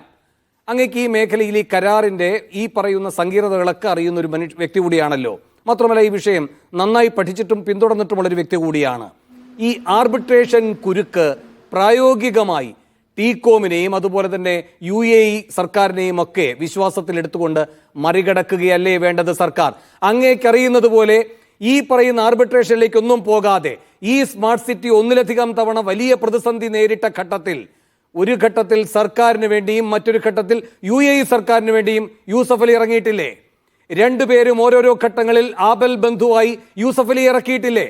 അപ്പോൾ ഇത്തരം പ്രായോഗികമായ പോംവഴികൾ ഓരോ ഘട്ടങ്ങളിൽ നാം അവലംബിച്ചിട്ടുണ്ട്. അവിടെ നിന്നിങ്ങോട്ടും ഇവിടെ നിന്നങ്ങോട്ടും. അത്തരം ഒരു പിന്മാറ്റ ധാരണയുടെ നീക്കമായി ഇതിനെ കാണാതെ ഇത് സമ്പൂർണ്ണ അഴിമതിക്കുള്ള നീക്കമാണ് എന്നെങ്ങനെയാണ് ഏകപക്ഷീയമായി പറയാൻ കഴിയുക? അല്ല, അവിടെയാണ് നേരത്തെ ജയ്ക്ക് സംസാരിച്ചപ്പോൾ ആദ്യത്തെ ഭാഗമൊക്കെ വളരെ കറക്റ്റാണ്. ഉമ്മൻചാണ്ടി സർക്കാരിൻ്റെ കരാറും റദ്ദാക്കി, 2007 ചർച്ച തുടങ്ങി, 2011 വളരെ താരതമ്യേന മെച്ചപ്പെട്ട കരാറുണ്ടാക്കി. ഇതൊക്കെ ശരിയായ കാര്യമാണ്. 2016 അസംബ്ലിയിൽ ശക്തമായി ഇടതുപക്ഷത്തിൻ്റെ ചോദ്യങ്ങൾ ഉണ്ടായിരുന്നു. 4 MLA-മാർ, 1-2 ചോദ്യങ്ങൾ എന്നാണ് എനിക്ക് ഓർമ്മയില്ല. ഒരെണ്ണം എനിക്ക് ഓർമ്മയുണ്ട്, ആരിഫും ഒക്കെ പങ്കെടുത്തൊരു ചോദ്യം. ഈ നേരത്തെ ഇപ്പോൾ ജേക്ക് ചോദിച്ചല്ലോ, വേണു ചോദിച്ചല്ലോ, 2011 മുതൽ 16 വരെ വേണ്ട രീതിയിലാണോ ഇത് പ്രവർത്തിച്ചത് എന്ന ചോദ്യത്തിന് ആണ് എന്ന് കുഞ്ഞാലിക്കുട്ടി മറുപടി പറയുന്നുണ്ട്. അസംബ്ലി അവർ ശരിയായിട്ടാണ് പോകുന്നതെന്ന് പറയുന്നുണ്ട്. പക്ഷെ 2016 അധികാരം കൈമാറ്റം ചെയ്തു. അധികാരം മാറിയതിന് ശേഷം ഒരു പ്രാവശ്യമെങ്കിലും സർക്കാർ ഇവരോട് ചോദിച്ചിട്ടുണ്ടോ നിങ്ങളിത് ശരിയായിട്ടാണോ ചെയ്യണത്? അന്ന് MLA മാരായിരുന്നവർ വീണ്ടും അതേ നിയമസഭയിൽ MLA മാരാണ്. ഒരു പ്രാവശ്യം ആ ഗവൺമെന്റോ ഈ MLA മാരോ ആരെങ്കിലുമോ അസംബ്ലിയിൽ ചോദിച്ചിട്ടുണ്ടോ ഈ ടീകോം കമ്പനി ശരിയായി പ്രവർത്തിക്കുന്നുണ്ട് എന്ന്? അത് ഉണ്ടോ? അങ്ങനെ ഉണ്ടെങ്കിൽ അതിന് മറുപടി ഉണ്ടോ? നേരത്തെ ചോദിച്ചതുപോലെ 8 വർഷം ഈ സർക്കാർ അധികാരത്തിലിരിക്കുമ്പോൾ ഒരു ദിവസം പോലും ഈ കാര്യം ചോദിക്കുകയോ അതിന് പറയുകയോ നടപടി സ്വീകരിക്കുകയോ ചെയ്തിട്ടുണ്ടോ? അങ്ങനെ ഉണ്ടെങ്കിൽ ഇനി VS-ന്റെ കരാർ വളരെ ഗംഭീര കരാറാണ് എന്ന്, താരതമ്യേന മെച്ചപ്പെട്ട കരാറാണെന്ന് അംഗീകരിച്ചുകൊണ്ട് തന്നെ ഞാൻ പറയുന്നു. ഇപ്പൊ VS-ന്റെ കരാർ VS-നെ പോലെ എടുത്ത് തോട്ടിലെറിഞ്ഞു ഈ ഗവൺമെന്റ്. അതല്ലേ ഇപ്പൊ ഉണ്ടായത്? VS-ന്റെ കരാർ മഹത്തരമാണെന്ന് ജയിക്ക് പറയുകയും VS-ന്റെ കരാറല്ല നമുക്ക് വേണ്ടത്, നമുക്ക് സമവായമാണ് വേണ്ടത് എന്ന് മറുവശത്ത് പറയുകയും ചെയ്യുന്നതിന്റെ ഒരു ന്യായം എന്താ? അവിടെയാണ് പ്രശ്നമുള്ളത്. 7.22 എന്ന് പറയുന്ന ഇപ്പോൾ ആർബിട്രേഷന്റെ കാര്യം അവിടെ നിൽക്കട്ടെ, ആർബിട്രേഷനിലേക്ക് പോകണോ പോകണ്ടയോ, അതിന് മധ്യസ്ഥനെ കൊണ്ടുവരണോ, അതൊക്കെ ചർച്ച അവിടെ നിൽക്കട്ടെ. ആദ്യം അവരാണ് പറയേണ്ടത് ആർബിട്രേഷനിലേക്ക് പോകുന്നത്. ഇപ്പൊ കള്ളം വന്നിട്ട് പറയണം എന്നെ ജയിലിലിട്ടാ ഞാൻ കോടതിയിൽ പോകുന്നു കള്ളം പറഞ്ഞാൽ പോലീസ് പറയും അയ്യോ ഇയാൾ കോടതിയിലൊക്കെ പോകും, അതുകൊണ്ട് ആ കള്ളം മുതൽ തിരിച്ചു കൊടുത്തിട്ട് അല്ലെങ്കിൽ ഞാൻ നിനക്ക് വല്ലതും തരാം നീ കൊണ്ടുപോയിക്കോ എന്ന് പറയുന്ന പോലെയുള്ള ഒരു സംഭവമല്ലേ ഇപ്പോൾ അത് കാണുന്നത്. അവിടെയാണ് പ്രശ്നമുള്ളത്. ഇവിടെ തെറ്റ് പറ്റിയത് ആർക്കാണ്? ഈ കോൺട്രാക്ടർ. ഇതിനാണ് കരാറ്. VS-ന്റെ കരാറിൽ 7.22 അല്ലെങ്കിൽ 7 എന്നൊക്കെ പറയുന്ന ക്ലോസ് എന്തിനാണ്? ഡിഫോൾട്ട് ഓഫ് GOK, അത് ലാൻഡ് ഡിഫോൾട്ട് ആവാം അല്ലെങ്കിൽ ഓപ്പറേഷണൽ ഡിഫോൾട്ട് ആവാം. ഡിഫോൾട്ട് ഓഫ് ഇവരുടെ ഇന്ന് കൃത്യമായി എഴുതി വെച്ചിട്ട്, ഡിഫോൾട്ട് ഇവരുടെ ആണെങ്കിൽ ടീകോമിന്റെ ആണെങ്കിൽ എന്ത് ചെയ്യണം എന്നതിൽ കൃത്യമായി എഴുതി വെച്ചിട്ട് പ്രോജക്റ്റ് അബാൻഡൻ ചെയ്യുന്നതുകൊണ്ടല്ല, ആരുടെ ഡിഫോൾട്ടാണ് എന്നുള്ളതാണ് പ്രശ്നം. ഒരു കരാറിൽ ജയിക്കിനും അറിയാമെന്ന് ഞാൻ വിചാരിക്കുന്നു. ഒരു 2 പാർട്ടി എഗ്രിമെന്റിൽ, ബൈപാർട്ടിയേറ്റ് എഗ്രിമെന്റിൽ ആരുടെ ഡിഫോൾട്ടാണ് എന്നതാണ് ചോദ്യം. ആ ചോദ്യത്തിനുള്ള മറുപടിയാണ് ഇപ്പോൾ മന്ത്രിസഭാ യോഗത്തിൽ വന്നിട്ടുള്ളത്. ഞങ്ങൾ അവർക്ക് നഷ്ടപരിഹാരം കൊടുക്കാൻ പോകുന്നു എന്ന്. അപ്പോൾ ഞാൻ ആ മന്ത്രിസഭാ യോഗത്തിൽ ഒരു തീരുമാനം ഇങ്ങനെയായിരുന്നു എന്നൊക്കെയാണ് ഞാൻ കുറെ കൂടി അംഗീകരിക്കും. എന്താ വെച്ചാൽ ഇവിടെ സ്മാർട്ട് സിറ്റി മുമ്പോട്ട് പോകുന്നില്ല, അതുകൊണ്ട് അതുമായി ചർച്ച നടത്താൻ ഒരു സംഘത്തെ തീരുമാനിക്കുന്നു എന്നാണെങ്കിൽ നമുക്ക് പിന്നെയും ഓപ്ഷൻസ് ഉണ്ട്. ഇതിപ്പോൾ അതല്ല. ആ മന്ത്രിസഭാ യോഗത്തിൽ ഡിസിഷൻ എടുത്തു കഴിഞ്ഞു കോമ്പൻസേഷൻ ടീകോമിന് കൊടുക്കാൻ. എന്നിട്ട് അത് എത്രയാണ് തീരുമാനിക്കാൻ ടീകോമിന്റെ കൂടി മുൻ അംഗമായ ആളുകളെ ഇപ്പോൾ സർക്കാരിൽ വെച്ചിട്ടുണ്ട്. അങ്ങനെയല്ല CRA, അങ്ങനെയല്ല CRA. ഈ പറയുന്ന നിഷ്പക്ഷമായിട്ട് ഇതിന്റെ മൂല്യനിർണയത്തിനുള്ള ഒരു സമിതിയെ നിശ്ചയിക്കുന്നു. അങ്ങ് പറഞ്ഞത് ശരിയാണ്. ബാജു ജോർജിന്റെ സാന്നിധ്യം അതിലുണ്ട്, അത് അങ്ങ് പറയുന്നതും ശരി തന്നെ. പക്ഷേ ആ മൂല്യനിർണയ സമിതി എന്ന് പറയുന്നത് അവരെന്തിങ്ങോട്ടേക്ക് പറയുന്നോ ആ തുക തന്നെ കൊടുക്കാനായിട്ടല്ല ആ സമിതിയെ ചുമതലപ്പെടുത്തിയിരിക്കുന്നത്. ആ സമിതി ഇത് ഒരു ശാസ്ത്രീയമായൊരു പരിശോധന നടത്തി അതിലെന്താണ് അതിൻ്റെ മൂല്യം എന്നത് തിട്ടപ്പെടുത്തി സർക്കാരിന് നൽകുന്നു. അതിനേക്കാൾ താഴെ മാത്രമായിരിക്കും ഈ പിന്മാറ്റ എഗ്രിമെന്റുമായി ബന്ധപ്പെട്ട തുക നിശ്ചയിക്കുക. പിന്നെ ബാജു ജോർജിനെ അതിൽ വെക്കുന്നത് അവരുടെ താല്പര്യങ്ങൾ കൂടി സംരക്ഷിച്ചുകൊണ്ടേ ഇത് മുന്നോട്ട് കൊണ്ടുപോകാൻ കഴിയൂ. അതല്ല എങ്കിൽ ടീകോമിന് സർക്കാരിനെ പ്രതിസന്ധിയിലാക്കിക്കൊണ്ടുള്ള നിയമ നടപടികളിലേക്ക് പോകാൻ കഴിയും. ഈ വശത്തെ പറ്റിയുള്ള അങ്ങയുടെ പ്രതികരണം എന്താണ്? അല്ല, ഞാൻ കൃത്യമായിട്ട് പറയാം. ഒന്ന്, ആദ്യത്തെ പോയിന്റ് ഞാൻ പറഞ്ഞു, അവർക്ക് നഷ്ടപരിഹാരം കൊടുക്കാമെന്ന് എന്തിനാണ് മന്ത്രിസഭാ യോഗം തീരുമാനിക്കുന്നത്? ആർക്കാണ് ഈ കരാർ അനുസരിച്ച് നഷ്ടപരിഹാരം കിട്ടേണ്ടതെന്ന് പരസ്പര ധാരണയോടെ ചർച്ച ചെയ്യാം എന്നായിരുന്നെങ്കിൽ ഞാൻ കുറച്ചുകൂടി നമുക്ക് ഓപ്ഷൻ ഉണ്ടായിരുന്നു. വേണു, ഇതെന്തിനാ മന്ത്രിസഭ തീരുമാനം എടുക്കുന്നത് അവർക്ക് നഷ്ടപരിഹാരം കൊടുക്കാമെന്ന്? ഈ കരാർ പിന്നെ എവിടെയാ? അവർക്ക് നഷ്ടപരിഹാരം കൊടുക്കാമെന്ന് കേരള ഗവൺമെന്റ് ഏകപക്ഷീയമായി പറയുമ്പോൾ ഒറ്റ കാര്യമുള്ളൂ, 7.11 അനുസരിച്ച് കേരള ഗവൺമെന്റിന് അബദ്ധം പറ്റിയിരിക്കുന്നു. അവിടെയല്ലേ പ്രശ്നം. റെമഡി ഫോർ ടീകോം എന്ന് പറയുന്ന ക്ലോസ് അല്ലേ ഇപ്പൊ ബാധകാവ്? അല്ല, ഇതിലെ പ്രശ്നം സർക്കാരിന് വീഴ്ച പറ്റിയിരിക്കുന്നുവെങ്കിൽ സർക്കാരിന്റെ IT നയത്തിലുള്ള ഒരു പൊതുവായ വൈകല്യത്തിന്റെ ഭാഗമായി അങ്ങനെ പറയുകയാണെങ്കിൽ അത് ആ യുക്തിയുണ്ട് ആ ആരോപണത്തിന്. ഇൻഫോ പാർക്കിന്റെ വികസനം അങ്ങ് കണ്ടില്ലേ? മറ്റു തരത്തിലുള്ള IT പാർക്കുകളുടെ വികസനം കണ്ടില്ലേ? ഇപ്പോൾ കൊരട്ടിയിലായാലും ചേർത്തലയിലായാലും ടെക്നോ പാർക്കിലായാലും ടെക്നോ സിറ്റി ആയാലും ഈ കാക്കനാട് തന്നെ ഇൻഫോ പാർക്കിന്റെ ഒരു ഭാഗമായാലും ഇതൊക്കെ നടക്കുകയാണ് അല്ലേ? എന്ന് മാത്രമല്ല, ഈ കോവിഡ് കാലത്തെ IT പ്രതിസന്ധിയെ പോലും സർക്കാരിന്റെ പാർക്കുകളിൽ അത്തരം സംരംഭകർക്ക് നിക്ഷേപകർക്ക് പ്രത്യേകമായ ആനുകൂല്യങ്ങൾ നൽകി അവരെ ഇവിടെ പിടിച്ചു നിർത്തിയിട്ടുണ്ട്. കേരളത്തിന് അങ്ങനെയുള്ള IT തൊഴിൽ നഷ്ടമുണ്ടാകാതെ നോക്കിയിട്ടുണ്ട് അല്ലേ? ഇതൊക്കെ ചെയ്തു എന്നതാണ് ഈ സർക്കാരിന്റെ IT നയം. സ്മാർട്ട് സിറ്റി പ്രത്യേകമായൊരു സാഹചര്യമാണ്. ടീകോം ആ കാര്യത്തിൽ ഉപേക്ഷ വിചാരിച്ചിരിക്കുകയാണ്. അതാ ടീകോം എന്ന് പറയുന്ന ഒരു റിയൽ എസ്റ്റേറ്റ് മാഫിയയുടെ പ്രവർത്തനമല്ല. അത് ദുബായ് ഹോൾഡിംഗ്സ് ആണ്. അതൊരു UAE-യുടെ അർദ്ധ സർക്കാർ സ്ഥാപനമാണ്. അവരുടെ തന്നെ നിക്ഷേപ തലങ്ങളിൽ മാറ്റം വന്നിട്ടുണ്ട്. അവരുടെ തന്നെ നയപരിപാടികളിൽ മാറ്റം വന്നിട്ടുണ്ട്. ഇങ്ങനെയൊക്കെ വരുമ്പോൾ അത് കേരളത്തിന്റെ സർക്കാരിന് ഏകപക്ഷീയമായി പരിഹാരം കാണാൻ കഴിയുന്ന ഒന്നാണോ ശ്രീ CR? അല്ല, കേരളീയ ഞാൻ ഏകപക്ഷീയം എന്ന് പറഞ്ഞില്ലല്ലോ. ഈ മന്ത്രിസഭാ കുറിപ്പിൽ അവർക്ക് നഷ്ടപരിഹാരം എന്നുള്ളത് ആദ്യം ഒഴിവാക്കിക്കൂടെ? അത് ഒഴിവാക്കിക്കൂടെ? അവിടെയാണ് ഒറ്റ ചോദ്യം. ഒരു ആർബിട്രേഷനിൽ പോയാൽ എന്ത് ചെയ്യും? പരസ്പര ധാരണ. ആർബിട്രേഷന് പോയാൽ എന്ത് ചെയ്യും? ആർബിട്രേഷൻ അവിടെ അല്ല, അതാ ഞാൻ പറഞ്ഞേ, കള്ളൻ കോടതി പോകുന്നു പറഞ്ഞിട്ട് കള്ളന്റെ നിന്ന് മുതൽ തിരിച്ചു മേടിച്ച് കേസ് ഇല്ലാതാക്കുന്ന ഒരു നയ ഇപ്പൊ ഇവിടെ കാണണേ. പിന്നെ എന്താണ് കരണീയം? ഇതിൽ പിന്നെ എന്താണ് സാധ്യത? അല്ല, സൂം ഡെവലപ്പേഴ്സുമായി ബന്ധപ്പെട്ട ഒരു അനുഭവം നമ്മുടെ മുന്നിൽ നിൽക്കുന്നു. എന്താണത്? ഏറ്റുമുട്ടലിന്റെ അനുഭവം. ഒരു സെക്കൻഡ്. ഏറ്റുമുട്ടലിന്റെ അനുഭവം. വിഴിഞ്ഞവുമായി ബന്ധപ്പെട്ട് നമ്മുടെ മുന്നിൽ ഒരു കാര്യം നിൽക്കുന്നു. സഹകരണത്തിന്റെ, അതിലൂടെ അത് മുന്നോട്ട് കൊണ്ടുപോകുന്നതിന്റെ ഒരു പോംവഴി. ഇതിൽ ഏതിന്റെ പക്ഷത്താണ് CR? അല്ല, അത് നമ്മൾ വിഴിഞ്ഞവും സൂം ഡെവലപ്പേഴ്സിനെ കുറിച്ചും വളരെ വ്യത്യസ്തമായ അഭിപ്രായമുണ്ട്. അതവിടെ നിൽക്കട്ടെ. ഇത് മൂന്ന് പ്രത്യേക സാഹചര്യമുള്ള കാര്യങ്ങളാണ്. അവിടെയാണ് ചോദ്യം. 2016 മുതൽ 24 വരെ ഇത് കാത്തിരുന്ന് ഇതിന് ബയേഴ്സ് ലാൻഡിന് എത്തുമ്പോൾ മാത്രം ഇത് ചെയ്തതാണ് എന്ന ആരോപണം ശക്തിപ്പെടുന്നത് ഇപ്പോഴാണ്. ലാൻഡിന് ബയേഴ്സ് വരുന്നു. ഈ ലാൻഡിന് ആവശ്യക്കാരുണ്ടെന്ന് മന്ത്രി തന്നെ പറയുന്നു. ഈ ലാൻഡിന് ആവശ്യക്കാരുണ്ട്. ഇനി രണ്ടാമത്തെ ഒരു വിഷയം കൂടി ഉണ്ട് വേണു ഇതിനകത്ത്. 12% ഭൂമി ഫ്രീ ഹോൾഡിംഗ് കൊടുത്തിട്ടുണ്ട് ഇവർക്ക്. ഈ 12% ഭൂമി അവർ വിറ്റുപോയിട്ടുണ്ടെങ്കിലോ അതിന് സർക്കാരിന് എന്ത് നഷ്ടപരിഹാരം കിട്ടും? അപ്പോൾ ആ ഭൂമിയുടെ വിലയോ ഭൂമിയോ എന്താ പറയുക, ഭൂമിക്ക് നിൽ വാല്യൂ ആണ് ഇതിൽ കണക്കാക്കണേ. ഭൂമിക്ക് നിൽ വാല്യൂ ആയിട്ടാണ്. കാരണം അത് അങ്ങനെയാണ്. കേരളത്തിൻ്റെ 16% ഷെയറായിട്ടാണ് ഭൂമിയുടെ വില കാണുന്നത്. അപ്പോൾ അങ്ങനെ വരുമ്പോൾ ഇപ്പം സംഭവിക്കാൻ പോകണം എന്താണെന്നറിയോ?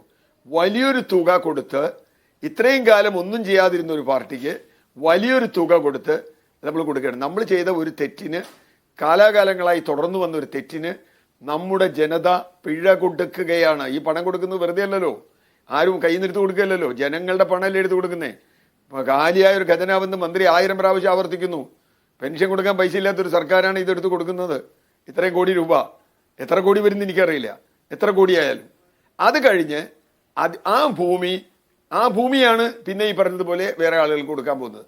അവിടെയാണ് ഈ അഴിമതിയെ കുറിച്ചുള്ള ശരി ഞാൻ അങ്ങനെയൊക്കെ വരാം ശ്രീ CR. ശരി, അവിടെ ഈ ഭൂമിയിൽ കണ്ണുവെച്ചിരിക്കുന്ന പുതിയ ആളുകൾക്ക് വേണ്ടി തിടുക്കപ്പെട്ട സർക്കാർ നീക്കം നടത്തുന്നു എന്ന സംശയത്തിലാണ് ഈ അഴിമതി ആരോപണം. അതാണ് സതീശൻ പറയുന്നത്, താങ്കളും ആവർത്തിക്കുന്നത്. ശ്രീ ജെയ്സി തോമസ്, ഇവിടെ ആദ്യം ജിൻഡോയ്ക്കുള്ള മറുപടി. 11 മുതൽ 16 വരെ ഭരിച്ചപ്പോൾ ഒരു ടവറെങ്കിലും ഉദ്ഘാടനം ചെയ്തിട്ട് അവിടെ നിന്നിറങ്ങുവാൻ ഉമ്മൻചാണ്ടി സർക്കാരിന് കഴിഞ്ഞു. 1ാം VS സർക്കാരിനും തുടർച്ചയായി ഭരണം കിട്ടിയ പിണറായി സർക്കാരിനും എന്ത് നേട്ടമുണ്ടാക്കാൻ കഴിഞ്ഞു സ്മാർട്ട് സിറ്റിയിൽ? തീർച്ചയായിട്ടും അങ്ങയുടെ ചോദ്യം പ്രസക്തമാണ്. ഞാൻ പക്ഷേ മുൻ പ്രതിപക്ഷ നേതാവ് 2 ദിവസങ്ങൾക്ക് മുമ്പ് കേരളീയ മാധ്യമങ്ങൾക്ക് മുമ്പിൽ ഇൻഫോ പാർക്കിനെ വിറ്റു തുലയ്ക്കുന്നതിൽ ഞാൻ എതിരായിരുന്നു, അല്ലെങ്കിൽ അത് നിലനിർത്തിയതിൽ സന്തോഷമുണ്ട് എന്ന അദ്ദേഹത്തിന്റെ അഭിപ്രായ പ്രകടനത്തോട് യൂത്ത് കോൺഗ്രസ് നേതാവിന്റെ അഭിപ്രായം ഞാൻ കോട്ട് ചെയ്തിട്ട് അത് തൊട്ടിട്ടില്ല, അതിനെ സംബന്ധിച്ച് മിണ്ടിയിട്ടില്ല. അതേപറ്റി അദ്ദേഹം പറഞ്ഞു. അല്ലല്ലോ, ഒരു സെക്കൻഡ്. ടെക്നോ പാർക്കിന്റെ ശില്പി നിങ്ങളാണ് എങ്കിൽ, അത് സർക്കാർ മേഖലയിൽ തുടങ്ങിയ രാജ്യത്തെ ഏറ്റവും മാതൃകാപരമായ IT പാർക്കാണ് എങ്കിൽ അതിന്റെ തുടർച്ചയുണ്ടാക്കിയിട്ടുണ്ട് അവർ എന്ന് മാത്രവുമല്ല, ടെക്നോ പാർക്കിന്റെ രൂപത്തിൽ മാത്രം ആ കാലയളവ് എടുത്തിട്ടല്ല, വെറും 10 മാസം കൊണ്ട്. ഇൻഫോ പാർക്ക് പൊതുമേഖലയിലെ പാർക്കല്ലേ, അത് അവരുടെ സൃഷ്ടിയാണ്.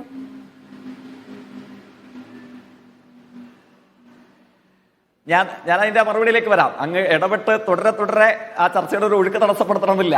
ഇപ്പൊ കോൺഗ്രസ് പ്രതിനിധി പിന്നീട് ആവർത്തിച്ച് ചോദിക്കുന്നു, സഖാവ് VS മുതൽ പിണറായി വരെയുള്ള ഇടത് ഗവൺമെന്റുകളുടെ കാലയളവിൽ നിങ്ങൾക്ക് എന്ത് സംഭാവനയാണ് ഇക്കാര്യത്തിൽ നൽകാൻ കഴിഞ്ഞത് എന്നുള്ള നിലയിൽ, പിന്നെ ബഹിഷ്കരണം ഉൾപ്പെടെയുള്ള മറ്റു കാര്യങ്ങൾ അതൊക്കെ പറയുന്നുണ്ട്. ഞാൻ എല്ലാ കാര്യത്തിനും അതേ നാണയത്തിൽ മറുപടി പറയണമെന്ന് ആഗ്രഹിക്കുന്നില്ല. ഒരൊറ്റ കാര്യമുണ്ട്. കേരള നിയമസഭാ രേഖ ചോദ്യം 72/23. എന്താണ് ചോദ്യം? 2005 ഇൻഫോ പാർക്കിന്റെ കെട്ടിടങ്ങൾക്ക് നിശ്ചയിച്ച വില എത്രയാണ് എന്ന് വ്യക്തമാക്കാമോ?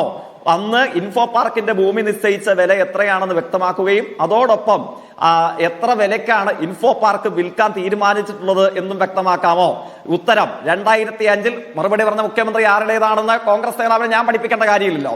2005 ഇൻഫോ പാർക്കിന് 109 കോടി രൂപയാണ് വില നിശ്ചയിച്ചിട്ടുള്ളത്. 109 കോടി രൂപയ്ക്കാണ് ഇൻഫോ പാർക്ക് വിൽക്കാൻ തീരുമാനിച്ചിട്ടുള്ളത്. നിങ്ങൾ വിൽക്കാൻ തീരുമാനിച്ച ഏതാണ്ട് 353 ഏക്കറിലായി 70,000 ആളുകൾ ജോലിയെടുക്കുകയും 583 IT കമ്പനികൾ ആരംഭിക്കുകയും ചെയ്തിട്ടുള്ള ആ ഇൻഫോ പാർക്ക് നിങ്ങൾ വിറ്റു തുലയ്ക്കാൻ തീരുമാനിച്ചത് സംരക്ഷിച്ചു. അതാണ് ഒന്നാമത്തെ സംഭാവന. യൂത്ത് കോൺഗ്രസ് നേതാവ് കേട്ടല്ലോ. ഇപ്പൊ കാണുന്ന ഇൻഫോ പാർക്ക് ഉണ്ടല്ലോ, വെറും 109 കോടി രൂപയ്ക്ക്. അവതാരകനൊന്ന് പരിശോധിച്ച് അറിയായിരിക്കും. 353 ഏക്കറോ മറ്റോ ഉണ്ട്. 353 ഏക്കർ സ്ഥലം കൊച്ചി പോലെയുള്ള ഒരു സ്ഥലത്ത് 109 കോടി രൂപയ്ക്ക് ഒരു കമ്പനിക്ക് വിൽക്കാൻ കേരളത്തിലെ ഗവൺമെന്റ്, കോൺഗ്രസ് നേതൃത്വം നൽകുന്ന സർക്കാർ തീരുമാനിച്ചെടുത്ത് ഇന്ന് 70,000 പേർ ജോലിയെടുക്കുന്ന 583 കമ്പനി ഉള്ള 9.2 ദശലക്ഷം IT ബിൽഡപ്പ് സ്പേസ് ഉള്ള സ്ഥാപനം ഇന്ന് നമ്മുടേതായി നിൽക്കുന്നു. ആ വിൽപ്പനയെ സംബന്ധിച്ച് നമ്മൾ ഏത് വാചകത്തിലാണ് പറയേണ്ടത്? അഴിമതിയുടെ ഏത് ഉന്നത രൂപം എന്നാണ് പറയേണ്ടത്? അതിന് നേതൃത്വം നൽകാൻ 150 കോടി രൂപയ്ക്ക് ആ സ്ഥലം പൊന്നിൻ വരെയുള്ളത് എന്ന് വേണമെങ്കിൽ വിശേഷിപ്പിക്കാൻ കഴിയുന്നത് വിറ്റു തുലയ്ക്കാൻ തീരുമാനിച്ച കോൺഗ്രസ് നേതാക്കന്മാര് ഇൻഫോ പാർക്കിന്റെ വികസനത്തിന്റെ തുടർച്ച നിങ്ങൾക്ക് ഉറപ്പാക്കാൻ കഴിഞ്ഞുവെങ്കിൽ നിങ്ങൾ തന്നെ ഉമ്മൻചാണ്ടി സർക്കാരിന് മൂക്ക് കയറിട്ട് നിങ്ങൾ തന്നെ പൊതു താല്പര്യം സംരക്ഷിക്കും എന്ന് ഘോരം വാദിച്ച ഈ സ്മാർട്ട് സിറ്റി ഉണ്ടല്ലോ, അത് ഇൻഫോ പാർക്കിന്റെ ഒരു മതിൽക്കെട്ടിനപ്പുറത്തെ സ്ഥലമാണ്. അവിടേക്ക് നിങ്ങളുടെ ഇച്ഛാശക്തി പോകാതിരുന്നത് എന്തുകൊണ്ട്? ആ മതിൽ എന്ന് പറയുന്നത് ഇൻഫോ പാർക്കിന്റെ പരിധിയാണ്, നിങ്ങൾ ഭരിക്കുന്ന സർക്കാരിന്റെ പരിധിയല്ല. എന്തേ അതിനപ്പുറത്തേക്ക് പോയി നിങ്ങളുടെ കാര്യക്ഷമത തെളിയിച്ചില്ല? തീർച്ചയായിട്ടും അങ്ങയുടെ ചോദ്യം പ്രസക്താണ്. ഇവിടെ ഞാൻ മനസ്സിലാക്കുന്നു CR-ഉം പ്രതിപക്ഷ നേതാവിന്റെ ആരോപണത്തെ അദ്ദേഹം ആവർത്തിക്കുന്നു എങ്കിൽ പോലും അദ്ദേഹവും സൃഷ്ടിക്കാൻ ശ്രമിച്ച ഒരു പ്രതീതി എന്താണ്? ഇത് ഇത്രയും കാലം ചെയ്യാതിരുന്നിട്ട് ഇപ്പോൾ ചെയ്യുന്നത് ഏതോ തരത്തിലുള്ള അഴിമതിയുടെ ലാഞ്ചന കളർന്ന കാര്യമല്ലേ എന്ന നിലയിലാണ് നമ്മൾ മനസ്സിലാക്കേണ്ടത്. എന്താണ് അങ്ങ് സൂചിപ്പിച്ചു അവതാരകൻ എന്ന നിലയിൽ എത്രയോ ഇത്തരത്തിലുള്ള സമാനമായ അനുഭവങ്ങൾ, വിഴിഞ്ഞം മുതലുള്ള കരാർ അനുഭവത്തെ സംബന്ധിച്ച് CR-ന്റെ അഭിപ്രായം എന്താണ്? ഇത്രയും പതിറ്റാണ്ട് കാലം ഒരണാ പൈസ കേരളത്തിന് ലാഭം കിട്ടാത്ത ഒന്നായ കരാറിനെ മാറ്റിയ കോൺഗ്രസ് സമീപനത്തെ കുറിച്ച് അങ്ങയുടെ അഭിപ്രായം എന്താണ്? ഗ്വാളിയർ റയോൺസ് മുതൽ സൂം ഡെവലപ്പേഴ്സ് വരെയുള്ള അനുഭവങ്ങൾ കേരളത്തിന് മുമ്പിൽ നിൽക്കുകയല്ലേ? അതൊക്കെ ഇത്തരം കരാറുകളുടെ ഭാഗമായിരുന്നില്ലേ? ഇനിയും നമുക്ക് അതിനുവേണ്ടി ചെലവഴിക്കാൻ സമയമുണ്ടോ? ഇപ്പോൾ ഈ കമ്പനിയായിട്ട് ഞാൻ മനസ്സിലാക്കുന്ന പ്രകാരം ഒരു സംവാദത്തിന്റെ അന്തരീക്ഷത്തോടു കൂടെ നമ്മൾ ചുമതലപ്പെടുത്തുന്ന സ്വതന്ത്രനായ ഒരു വാലുവേറ്ററുടെ സഹായത്തോടു കൂടെ ഈ തരത്തിലുള്ള കാര്യങ്ങളിലേക്ക് നീങ്ങി നമുക്ക് ഭൂമി തിരികെ പിടിക്കാൻ കഴിഞ്ഞാൽ ഇപ്പൊ കേരളത്തിൽ പരുവപ്പെട്ട് വന്നിട്ടുള്ള ഒരു അന്തരീക്ഷമുണ്ട്. അത് കോൺഗ്രസ് നേതാവ് പ്രത്യേകം മനസ്സിലാക്കേണ്ടതുണ്ട്. കാരണം എന്താണ്? ഇത്രയും കാലഘട്ടം ഇന്ത്യയിൽ 28ാം സ്ഥാനത്തായിരുന്നു ഈസ് ഓഫ് ഡൂയിങ് ബിസിനസ്സിൽ, വ്യാവസായിക നിക്ഷേപ സൗഹാർദ്ദ അന്തരീക്ഷത്തിൽ കേരളം. നമ്മൾ ഒത്തുചേർന്ന ഈ സമയത്ത് അല്പ ആഴ്ചകൾക്ക് പുറകിൽ കോൺഗ്രസ് നേതാക്കന്മാർ കണ്ണു തുറന്ന് കണ്ടിട്ടില്ലെങ്കിലും RSSന്റെ നേതാവ് ministries of industries and commerce Piyush Goyal അദ്ദേഹം ഒരു പുരസ്കാരം കേരളത്തിന് കൈമാറി. എന്താ പുരസ്കാരത്തിന്റെ പ്രത്യേകത എന്നറിയുമോ? അങ്ങ് സൂചിപ്പിച്ച 2021 ശേഷം കേരളത്തിൽ വന്ന പിണറായി വിജയൻ ഗവൺമെന്റുകളുടെ കാലയളവിൽ 28ാം സ്ഥാനത്ത് കിടന്നിരുന്ന കേരളം 2024 ഇന്ത്യയിൽ 1ാം സ്ഥാനത്താണ്. ഇന്ത്യയിൽ 1ാം സ്ഥാനത്ത്. എങ്ങനെ വന്ന മാറ്റമാണ്? ഡി സ്പേസ് മുതൽ നമ്മൾ കണ്ടു, ജർമ്മൻ കമ്പനിയായ ഡി സ്പേസ് മുതൽ IBM മുതൽ എത്രയോ ആളുകൾ കേരളത്തിലേക്ക് വരുന്നു. ഈ അനുഭവങ്ങൾക്ക് കേരളം സാക്ഷ്യം വഹിച്ചത് എങ്ങനെയാണ്? മാറുന്ന അന്തരീക്ഷം കേരളത്തിലുണ്ടെന്ന് ഉറപ്പുവരുത്താൻ കഴിഞ്ഞു. JK പറഞ്ഞോളൂ. പക്ഷേ ഇപ്പോഴും ആ ചോദ്യം ബാക്കി കിടക്കുകയാണ്. ഇപ്പോഴും ആ ചോദ്യം ബാക്കി കിടക്കാണ്. കഴിഞ്ഞ 8 വർഷം 2016 ശേഷമുള്ള 8 വർഷം സ്മാർട്ട് സിറ്റിയുടെ പുരോഗതി എന്ത് അവകാശപ്പെടാൻ പിണറായി സർക്കാരിന് കഴിയും? അതാണ് ചോദ്യം.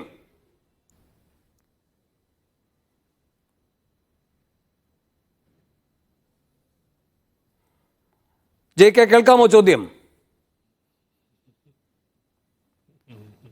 ഒരു സാങ്കേതിക പ്രശ്നമുണ്ടെന്നു അതിലേക്ക് വരാം. ശ്രീ ജിൻഡോ ജോൺ, ഇവിടെ നിങ്ങൾ ആവർത്തിച്ചിപ്പോൾ ഉന്നയിക്കുന്ന എല്ലാ ചോദ്യങ്ങളും പൊതു താല്പര്യമെന്ന് പറഞ്ഞുകൊണ്ട് ഉന്നയിക്കുന്ന എല്ലാ ചോദ്യങ്ങളുടെയും നിലപാട് തറ രൂപപ്പെടുത്തിയത് ഉമ്മൻചാണ്ടിയല്ല, കുഞ്ഞാലിക്കുട്ടിയല്ല, Ramesh ചെന്നിത്തലയല്ല, VD സതീശനല്ല, VS അച്യുതാനന്ദനാണ്. VS Achuthanandan എന്തായാലും കോൺഗ്രസിൽ ചേർന്നിട്ടില്ല. അതുകൊണ്ട് തന്നെ ആ നിലപാടുകൾ ഇടതുപക്ഷ നിലപാടുകളാണ്. അത് ഏറ്റുപാടേണ്ട നിങ്ങളുടെ അവസ്ഥ എന്നത് ഈ കാര്യത്തിലുള്ള നിങ്ങളുടെ ഇരട്ടത്താപ്പിന്റെ ഏറ്റവും തെളിഞ്ഞ ഉദാഹരണം തന്നെയാണ്.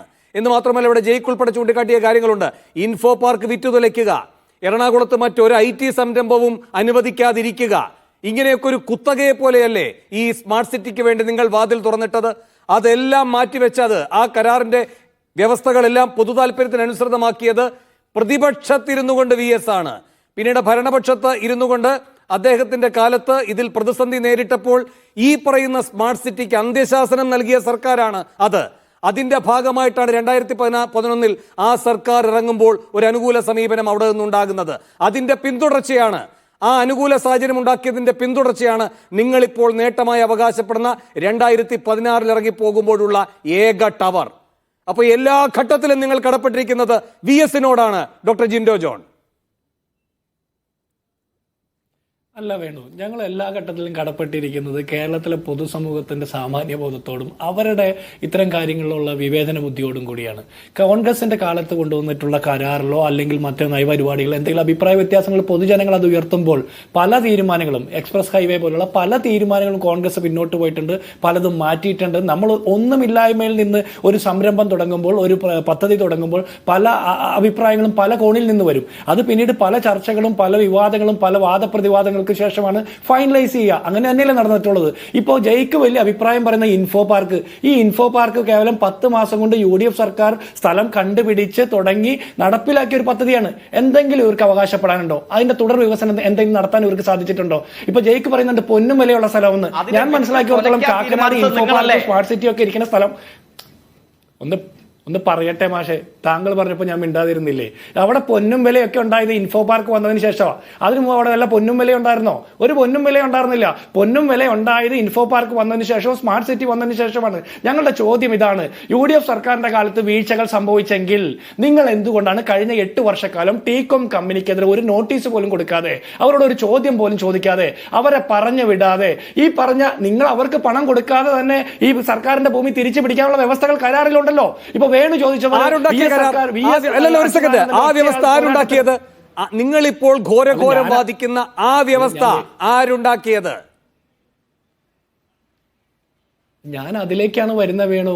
നിങ്ങൾ പറഞ്ഞ VS അച്യുതാനന്ദന്റെ ഒറ്റയാൾ പോരാട്ടത്തിന്റെ ഭാഗമായി ഉണ്ടായ കരാറാണെങ്കിൽ, അങ്ങനെ ഒറ്റയാൾ പോരാട്ടത്തിന്റെ ഭാഗമായി ഉണ്ടായ ക്ലോസ് ആണ് 7.2.2 എന്നുള്ള പറയുന്നത്. അങ്ങനെയല്ല, 7.2.2 നിർത്തരുത്. അതിനു മുമ്പ് നിങ്ങൾ പാതിയിൽ വെച്ചിരുന്ന ഒരു കഥയുണ്ട്, 7.1.1 അല്ലേ? അതെന്താണ്? സർക്കാരിന്റെ ഭാഗത്ത് നിന്ന് വീഴ്ചയുണ്ടായാൽ ടീകോമിന് അനുകൂലമായി ഉണ്ടാകുന്ന സാഹചര്യങ്ങൾ എന്തൊക്കെ? അവിടെ മാത്രമാക്കിയ ആ കരാറ്, അവിടെ ഈ 7.2.2 എഴുതി ചേർക്കുന്നത് VS ആണ്. ആ ഭാഗം എന്താണ്?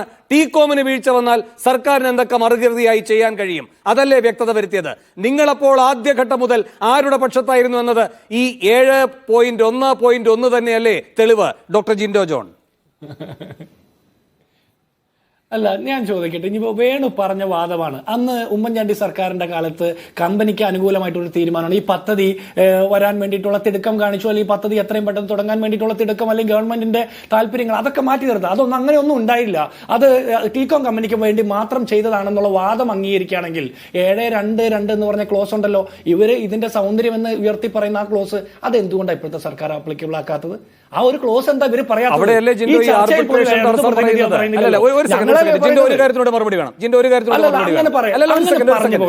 ഒരു സെക്കൻഡ് ജിൻഡോ, ഒരു കാര്യത്തിനൂടെ അങ്ങയുടെ ഭാഗത്ത് നിന്ന് മറുപടി വേണം. ഇപ്പൊ 7.2.2 അതിന്റെ മഹത്വം എന്തുകൊണ്ട് പിണറായി സർക്കാർ മനസ്സിലാക്കുന്നില്ല എന്ന് നിങ്ങൾ പറയണം. എന്ന് വെച്ചാൽ അവർ തന്നെ കണ്ടെത്തി, അവർ തന്നെ നിങ്ങളെ തള്ളിക്കറഞ്ഞുകൊണ്ട് ഉൾപ്പെടുത്തിയ ഭാഗം എന്തുകൊണ്ട് അവർ പാലിക്കുന്നില്ല എന്നാണ് പറയുന്നത്. നിങ്ങളെ തള്ളിക്കളഞ്ഞ ഭാഗങ്ങളൊക്കെ നിങ്ങൾ ഏതു തരത്തിൽ ന്യായീകരിക്കും? അതാണ് ജയിക്ക് തുടർച്ചയായി ചോദിച്ചുകൊണ്ടിരിക്കുന്നത്. അല്ലല്ല, നിൽക്കട്ടെ, ഒരു കാര്യം കൂടി ഇന്നിപ്പോൾ മനോരമ പത്രം റിപ്പോർട്ട് ചെയ്തിരിക്കുന്ന അങ്ങും വായിച്ചിട്ടുണ്ടാകും. പബ്ലിക് അക്കൗണ്ട്സ് കമ്മിറ്റി, നിങ്ങളുടെ സണ്ണി ജോസഫ് MLA അധ്യക്ഷനായിട്ടുള്ള പബ്ലിക് അക്കൗണ്ട്സ് കമ്മിറ്റിയുടെ കണ്ടെത്തലാണ് എന്ത്? ഈ കരാറിൽ ടീകോമിൽ നിന്ന് പിഴ ഈടാക്കാനുള്ള വ്യവസ്ഥയില്ല എന്ന്. നിങ്ങൾ 11 മുതൽ 16 വരെ ഏത് ഘട്ടത്തിലാണ് ഈ വ്യവസ്ഥ ഉൾപ്പെടുത്താനുള്ള സാധ്യതകൾ ആരായാതിരുന്നത്? 7.1.1 നിന്നും 7.2.2 എന്നത് ഒരു സർക്കാർ നിശ്ചാശക്തിയോട് ഉൾപ്പെടുത്താൻ കഴിഞ്ഞെങ്കിൽ എന്തുകൊണ്ട് ഈ പിഴയീടാക്കൽ വ്യവസ്ഥ ടീകോമിന് മേൽ അടിച്ചേൽപ്പിക്കുന്ന ഒരു ഘടകം നിങ്ങൾക്ക് ഇതിൽ ഉൾപ്പെടുത്താൻ കഴിയാതെ പോയി? പബ്ലിക് അക്കൗണ്ട്സ് കമ്മിറ്റി ചെയർമാനായിട്ടിരുന്ന് കണ്ടെത്തുക എന്ന മഹത്വം മാത്രമാണോ നിങ്ങൾക്ക് അവകാശപ്പെടാനുള്ളത് ഈ കാര്യത്തിൽ? അല്ല, ഞാൻ ചോദിക്കട്ടെ വേണു, പബ്ലിക് അക്കൗണ്ട്സ് കമ്മിറ്റിയുടെ അന്നത്തെ ചെയർമാനായിട്ടുള്ള സണ്ണി ജോസഫ് ആരാ? കോൺഗ്രസിന്റെ MLA അല്ലായിരുന്നു? ഞാൻ പറഞ്ഞില്ലേ, ഒന്നുമില്ലാത്ത സ്ഥലത്ത് ഒരു കരാർ ഉണ്ടാക്കി ഒരു പദ്ധതി കൊണ്ടുവരുമ്പോൾ അതിൽ പല പോരായ്മകൾ ഉണ്ടായിരുന്നതേ. അതുള്ളത് കൊണ്ടല്ലേ VS അച്യുതാനന്ദന്റെ കാലത്ത് കൊണ്ട് ഈ ക്ലോസ് ഞങ്ങൾ അംഗീകരിക്കുന്നത്. മോശപ്പെട്ടാണോ ഞങ്ങൾ? അവർ അവരുടെ ഭാഗത്ത് നിന്നുണ്ടായിരിക്കുന്ന വീഴ്ചകൾ അംഗീകരിക്കുന്നു. ഇവിടെ ഇപ്പോൾ നിങ്ങൾ ഭരിക്കുന്ന സർക്കാർ ഒരു വാചകം പറഞ്ഞ് പൂർത്തിയാക്കാൻ സമ്മതിക്കാതെ വിട്. അല്ല, ഒറ്റ വാചകം പറഞ്ഞ് പൂർത്തിയാക്കട്ടെ. ഞാൻ പറയുന്നത്, അങ്ങനെ ഒരു പദ്ധതി കൊണ്ടുവന്ന് അതിൽ ചേർക്കേണ്ടത് പിന്നീട് വന്ന ഗവൺമെന്റ് പറയുന്നു അല്ലെങ്കിൽ ചേർക്കുന്നു, അങ്ങനെ ഒരു തുടർച്ചയല്ലേ? ഏത് പദ്ധതിയാലും പിണറായി വിജയന്റെ സർക്കാർ ആവർത്തിക്കേണ്ടതില്ല. ജിൻഡോ പറയുന്ന കാര്യം ഇതാണ്, അവരുടെ സർക്കാരിന്റെ കാലത്ത് വിവിധ ഘട്ടങ്ങളിൽ പിഴവുകൾ വന്നിട്ടുണ്ടാകാം. അത് നിങ്ങൾ പ്രതിപക്ഷത്തായിരിക്കുമ്പോൾ തിരുത്തലുകൾക്ക് ആവശ്യപ്പെട്ടപ്പോൾ അവർ തിരുത്തലിന് തയ്യാറായിട്ടുണ്ട്. നിങ്ങൾ ഭരണപക്ഷത്ത് വന്നപ്പോൾ നിങ്ങൾ ആ കരാറുകൾ തിരുത്തിയിട്ടുണ്ട്. അത് തുടരുകയാണ് ഉമ്മൻചാണ്ടി സർക്കാർ ചെയ്തിട്ടുള്ളത്. അതല്ലാതെ ആ ഭാഗങ്ങൾ റദ്ദാക്കുകയല്ല. അങ്ങനെ വരുമ്പോൾ സമാനമായ വീഴ്ചകൾ കണ്ടെത്തുമ്പോൾ തിരുത്തേണ്ട ഘട്ടത്തിൽ നിങ്ങൾ എവിടെയായിരുന്നു?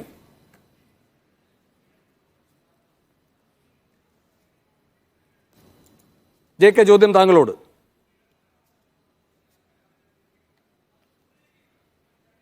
അവസാന ഭാഗം കേട്ടില്ല. JK, ഇവിടെ ജിൻഡോ പറഞ്ഞത് കേട്ടില്ലേ? നിങ്ങൾ ഓരോരോ ഘട്ടങ്ങളിൽ ഭരണത്തിലായാലും പ്രതിപക്ഷത്തായാലും ചൂണ്ടിക്കാട്ടുന്ന കാര്യങ്ങളുടെ തുടർച്ചയായിരുന്നു പിന്നീട് വന്ന അവർ പ്രതിപക്ഷത്തിരിക്കുമ്പോഴും ഭരണപക്ഷത്തിരിക്കുമ്പോഴുമുള്ള അവരുടെ സമീപനം. ആ തുറന്ന മനസ്സ് എന്തുകൊണ്ടാണ് പിന്നീട് കഴിഞ്ഞ 8 വർഷം വീഴ്ചയുണ്ടാകുമ്പോൾ ആ പിഴവുകൾ തിരുത്തുക, അല്ലെങ്കിൽ പുതിയ പിഴവുകൾ ഉണ്ടാകാതിരിക്കാനുള്ള നടപടികൾ എടുക്കുക, അതിൽ നിന്ന് നിങ്ങൾ പിന്നാക്കം പോയത്? അങ്ങനെയാണല്ലോ ഇപ്പോൾ ഈ അങ്ങോട്ടേക്ക് ഇതിന്റെ നഷ്ടപരിഹാരം കൊടുത്ത് തീർപ്പാക്കി രക്ഷപ്പെടാമെന്ന ഉപായത്തിലേക്ക് നിങ്ങൾ പോകുന്നത്. ഒരിക്കലുമില്ല. എന്തായിരുന്നു അങ്ങേക്ക് തന്നെ അറിയാമല്ലോ. നമ്മുടെ ആർക്കൈവുകൾ എത്ര എണ്ണം എടുത്ത് പരിശോധിച്ചാൽ ഇപ്പൊ കാണാൻ വേണ്ടി കഴിയും. ഞങ്ങൾ ചൂണ്ടിക്കാട്ടിയ കേരളത്തിൽ സ്മാർട്ട് സിറ്റി ഉൾപ്പെടെയുള്ള പദ്ധതികൾ ജനപക്ഷ താല്പര്യത്തോടു കൂടെ നടപ്പിലാക്കണമെന്ന ആവശ്യമാണ് ഇടതുപക്ഷത്തിന്റെ നേതൃത്വത്തിൽ അന്ന് പ്രതിപക്ഷത്തുണ്ടായിരുന്നപ്പോൾ ഉയർത്തിക്കാട്ടിയത്. അന്നത്തെ മുഖ്യമന്ത്രിയുടെ അതിനോടുള്ള പ്രതികരണം എന്നായിരുന്നു? കോൺഗ്രസ് നേതാവായ അന്നത്തെ മുഖ്യമന്ത്രി പറഞ്ഞു, സ്മാർട്ട് സിറ്റി നടപ്പിലാക്കണമെങ്കിൽ ഇൻഫോ പാർക്ക് വിട്ടുകൊടുത്തേ പറ്റൂ. 109 കോടി രൂപയ്ക്ക് കച്ചവടം ചെയ്ത് ഇൻഫോ പാർക്ക് തീരുമാനിച്ചിരുന്നു. ഇതൊക്കെ താങ്കൾ പറഞ്ഞതല്ലേ ആദ്യം? അല്ല, അങ്ങയുടെ ചോദ്യം എന്തായിരുന്നു? അങ്ങയുടെ ചോദ്യം കോൺഗ്രസ് പ്രതിനിധിയുടെ പ്രതികരണത്തെ കോട്ട് ചെയ്തുകൊണ്ടായിരുന്നു. കോൺഗ്രസ് പ്രതി പറഞ്ഞത് എന്താണ്? ഒറ്റ കാര്യമേ ഉള്ളൂ, നിങ്ങൾ ചൂണ്ടിക്കാട്ടിയ പിഴവുകൾ അവർ ഉൾക്കൊണ്ടു. അല്ല, അത് പിന്നീട് അവർ അധികാരത്തിൽ വന്നപ്പോൾ റദ്ദാക്കിയിട്ടുമില്ല. നിങ്ങൾ നേരിടുന്ന ചോദ്യം, കഴിഞ്ഞ 8 വർഷമായി ഒരു കല്ല് അതിന്റെ മേൽ ടീകോം എടുത്തു വെച്ചിട്ടില്ല എന്നത് ഇപ്പോഴാണോ അറിയുന്നത്?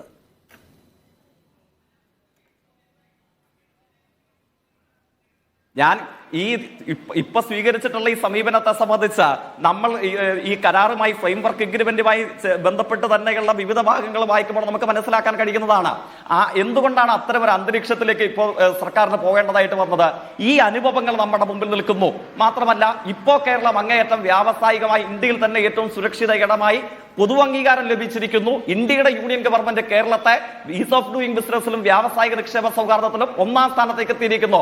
ആത്മവിശ്വാസത്തോടുകൂടെ ഇത്തരം കാര്യങ്ങളെ നിശ്ചയദാർഢ്യത്തോടുകൂടെ ചെയ്യാനുള്ള പൊതു അന്തരീക്ഷം ഇപ്പൊ കേരളത്തിൽ ഒരുങ്ങി വന്നിരിക്കുന്നു. അതുകൊണ്ടാണ് 2024 കഴിഞ്ഞ വർഷം തന്നെ ഇവിടെ സൂചിപ്പിച്ചതുപോലെ ചീഫ് സെക്രട്ടറിയും അതോടൊപ്പം E&IT സെക്രട്ടറിമാരും ഉൾപ്പെടെയുള്ള സംഘത്തെ നിയോഗിക്കുന്നു. ആ സംഘത്തിന്റെ നിർദ്ദേശങ്ങൾ AG-യോട് ചോദിക്കുന്നു. AG-യുടെ കൂടെ നിയമോപദേശത്തിന്റെ അടിസ്ഥാനത്തിൽ ഈ സംഘം നൽകിയ നിർദ്ദേശങ്ങൾ വെളിച്ചത്തിൽ ഇപ്പോഴുള്ള നടപടികളിലേക്ക് നീങ്ങുന്നതിന്റെ ഭാഗം എന്താണ്? ഇന്ന് വ്യവസായ മന്ത്രി പ്രതികരിക്കുന്ന ഇവിടെ നിന്നാണ്. അദ്ദേഹം മുംബൈയിൽ ബിസിനസ് മീറ്റ് നടത്തി ഇൻവെസ്റ്റേഴ്സ് റാലി നടത്താൻ വേണ്ടി ശ്രമിക്കുന്നു. കേരളത്തിലെ ഫെബ്രുവരി മാസം നടപ്പിലാക്കാൻ പോകുന്ന ഈ നിക്ഷേപ സംഗമത്തിന് മുന്നോടിയായി അവിടെയാണ് കാതലായ ചോദ്യം ബാക്കി കിടക്കുന്നത്. ഈസ് ഓഫ് ഡൂയിങ് ബിസിനസ് നിങ്ങൾ ഈ സ്മാർട്ട് സിറ്റി എന്ന് പറയുന്ന 246 ഏക്കറിന് പുറത്തു മാത്രം വിജയകരമായി നടപ്പാക്കി എന്ന് പറയുന്നത് എങ്ങനെയാണ് ഒരു വലിയ അവകാശവാദമായി നിങ്ങൾക്ക് ഉയർത്തിക്കാട്ടാൻ കഴിയുന്നത്? 246 ഏക്കറിനകത്തേക്ക് കൂടി ഈസ് ഓഫ് ഡൂയിങ് ബിസിനസിന്റെ മാഹാത്മ്യം നിങ്ങൾക്ക് എത്തിക്കാൻ കഴിയാതെ പോയി എന്നതാണ് നിങ്ങൾ ഇപ്പോൾ നടത്തുന്ന ഈ ഒത്തുതീർപ്പ് ഒരു പരാജയ കഥയാകുന്നു എന്നതിന്റെ തെളിവ്. ഞാൻ അങ്ങനെയൊക്കെ വരാം സമയമുണ്ടെങ്കിൽ. ശ്രീ CR നീലകണ്ഠൻ, ഇവിടെ അടിയന്തരമായി ഇപ്പോഴത്തെ നീക്കത്തെ സംശയിക്കാൻ 2 കാര്യങ്ങളുണ്ട്. അത് ശരിയാണോ അല്ലയോ എന്ന് അങ്ങ് ചൂണ്ടിക്കാട്ടുക. ഒന്ന്, അവിടെ ഇപ്പോൾ ഈ ഒരു ടവർ പൂർണ്ണമായും പ്രവർത്തനക്ഷമമാണ്. മറ്റ് ടവറുകളുടെ ഏതൊക്കെയോ ഘട്ടങ്ങൾ പ്രവൃത്തി പൂർത്തിയായിരിക്കുന്നു. ഒരു നിർണായകമായ ടവറിൻ്റെ പൂർത്തീകരണം അടുത്ത വർഷം നടക്കും. അത് ലുലു ഗ്രൂപ്പിൻ്റെതാണ്. IT ഇൻഫ്രാറെഡിൻ്റെ 2 ടവറുകളുടെ നിർമ്മാണം ഏതാണ്ട് അന്തിമഘട്ടത്തിലേക്ക് എത്തിക്കൊണ്ടിരിക്കുകയാണ്. അടുത്ത വർഷം അതിൻ്റെ ഉദ്ഘാടനം നടക്കും. ഈ രൂപത്തിലാണ് ഈ സ്മാർട്ട് സിറ്റിയുടെ കിടപ്പ് എങ്കിൽ അത് ലുലുവിൻ്റെ IT നിക്ഷേപവുമായി ബന്ധപ്പെട്ടവിടെ വലിയ തിരിച്ചടിക്ക് ഒരു ഘടകമാകില്ലേ? അതുകൊണ്ടാണോ സർക്കാരിൻ്റെ തത്രപ്പെട്ടുള്ള ഇപ്പോഴത്തെ ഈ നീക്കത്തിൻ്റെ തിടുക്കം? 2, ഇവിടെ ഈ ടീകോമിന് നമ്മളുമായി നല്ല ധാരണയിലെത്തി പിൻവാങ്ങുന്നു എന്നിരിക്കട്ടെ, ടീകോമിൻ്റെ ഉടമസ്ഥതയിൽ ഈ സെസ് എന്നൊക്കെ പറഞ്ഞാണ് ഈ കാര്യങ്ങൾ നിശ്ചയിക്കപ്പെട്ടത്. ഏതാണ്ട് 88 ലക്ഷം ചതുരശ്ര അടി ഈ IT ആവശ്യങ്ങൾക്ക് വേണ്ടി മാറ്റിവെക്കേണ്ടതുണ്ട്. അത്തരം ഉപാധികളുടെ അടിസ്ഥാനത്തിലാണ് ഈ സെസ് അനുമതി കിട്ടിയിട്ടുള്ളത്.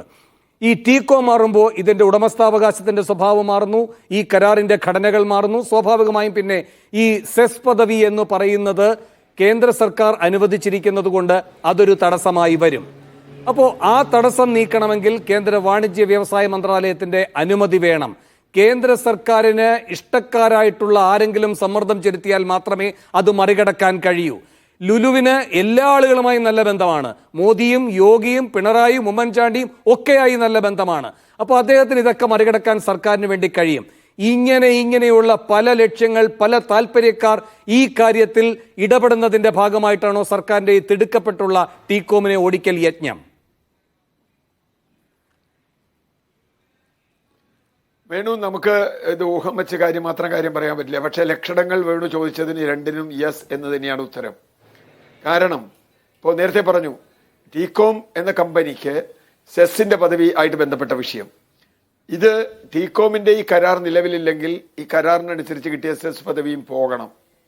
മറുവശത്ത് ഇൻഫോ പാർക്കിൽ അല്ലെങ്കിൽ ഇൻഫോ പാർക്കല്ല അതിൻ്റെ അടുത്ത പ്രദേശങ്ങളിൽ വലിയ തോതിൽ IT വികസനത്തിന് ടവറുകൾ ഉയർന്നു വരുന്നുണ്ട്. നല്ല കാര്യം. അതിന് ഇൻഫോ പാർക്ക് ഈ നമ്മുടെ സ്മാർട്ട് സിറ്റിയുടെ വികസനം തടസ്സമാകുമോ എന്ന് സംശയിക്കേണ്ടത് നമ്മളല്ല. ഇപ്പോൾ നേരത്തെ ഈസ് ഓഫ് ഡൂയിങ് ബിസിനസിനെ കുറിച്ചൊക്കെ പറഞ്ഞു. ഞാൻ അതിലൊക്കെ എനിക്ക് വേറെ അഭിപ്രായമുണ്ട്. തൽക്കാലം അപ്പോൾ അതൊന്നും പറയുന്നില്ല. പ്രധാന പ്രശ്നം എന്താ? പ്രധാന പ്രശ്നം ഇപ്പോഴും ആരാണ് ഇതിൻ്റെ പിന്നിലെ താല്പര്യക്കാർ എന്നതല്ല, ഇതിൻ്റെ പിന്നിൽ കൃത്യമായ സ്ഥാപിത താല്പര്യങ്ങൾ ഉണ്ട് എന്നതാണ്. ആ സ്ഥാപിത താല്പര്യം X ആണോ Y ആണോ യൂസഫ് അലി ആണോ വേറൊരാളാണോ എന്നൊക്കെ കാലം തെളിയിക്കാൻ പോകുന്ന കാര്യമാണ്. ഭൂമിയാണ് ഈ രാജ്യത്തെ ഏറ്റവും വലിയ കച്ചവട ചരക്ക്. ഭൂമി കച്ചവടത്തിലൂടെയാണ് ഇന്ന് പലരും നിലനിൽക്കുന്നത്. ഞാൻ ആളുകളുടെ പേരൊന്നും പറയുന്നില്ല, പലരും നിലനിൽക്കുന്നത്. ആ ഭൂമി മറിച്ചു വിൽക്കുക, മുറിച്ചു വിൽക്കുക ഒക്കെയാണ്. ഇപ്പോൾ സ്മാർട്ട് സിറ്റിക്ക് വേണ്ടി കുറേ ആളുകളെ കുടിയൊഴിപ്പിച്ച് അവിടെ ഒരു സംവിധാനം ഉണ്ടാക്കുമ്പോൾ അതിൻ്റെ മുമ്പിലുണ്ടായിരുന്ന കുറേ ലക്ഷ്യങ്ങളുണ്ട്. ഇനിയിപ്പോൾ ഈ ഭൂമി വിഭജിച്ചു കൊടുക്കുമോ, അതോ ടീകോമിൻ്റെ തന്നെ വേറെ താല്പര്യക്കാർക്ക് കൊടുക്കുമോ? വേണു ചോദിച്ചതുപോലെ SEZ താല്പര്യക്കാർ അതിൽ വന്ന് ഇടപെടുമോ? കേന്ദ്ര ഗവൺമെൻറ്റിൻ്റെ താല്പര്യങ്ങൾ എന്താവും എന്നൊന്നും ഇപ്പോൾ നമുക്ക് പ്രവചിക്കുക എളുപ്പമല്ല. ഇനി ഒരൊറ്റ കാര്യം കൂടി, ഇത് ആർബിട്രേഷന് പോകും എന്നതുകൊണ്ട് മാത്രം എതിരാളിയുടെ എല്ലാ വ്യവസ്ഥയും അംഗീകരിക്കുന്ന ഒരു സംഗതി പറയുന്നതോടുകൂടി ഞാൻ ആദ്യം പറഞ്ഞതുപോലെ ഈ കരാർ എടുത്തെറിയുകയാണ്. ഈ കരാറില്ല. ഇപ്പോൾ ഈ മന്ത്രിസഭാ ഉത്തരവോടുകൂടി ഇങ്ങനെ ഒരു കരാറില്ല. ആകെ ഉള്ളത് അതിലെ ആദ്യത്തെ ഭാഗം മാത്രമാണ്. ഇത്ര ഷെയർ ഇത്ര പേർക്കുണ്ട് എന്നുള്ളത് മാത്രമാണ്. ബാക്കിയൊക്കെ വെരിഫിക്കേഷനാണ്.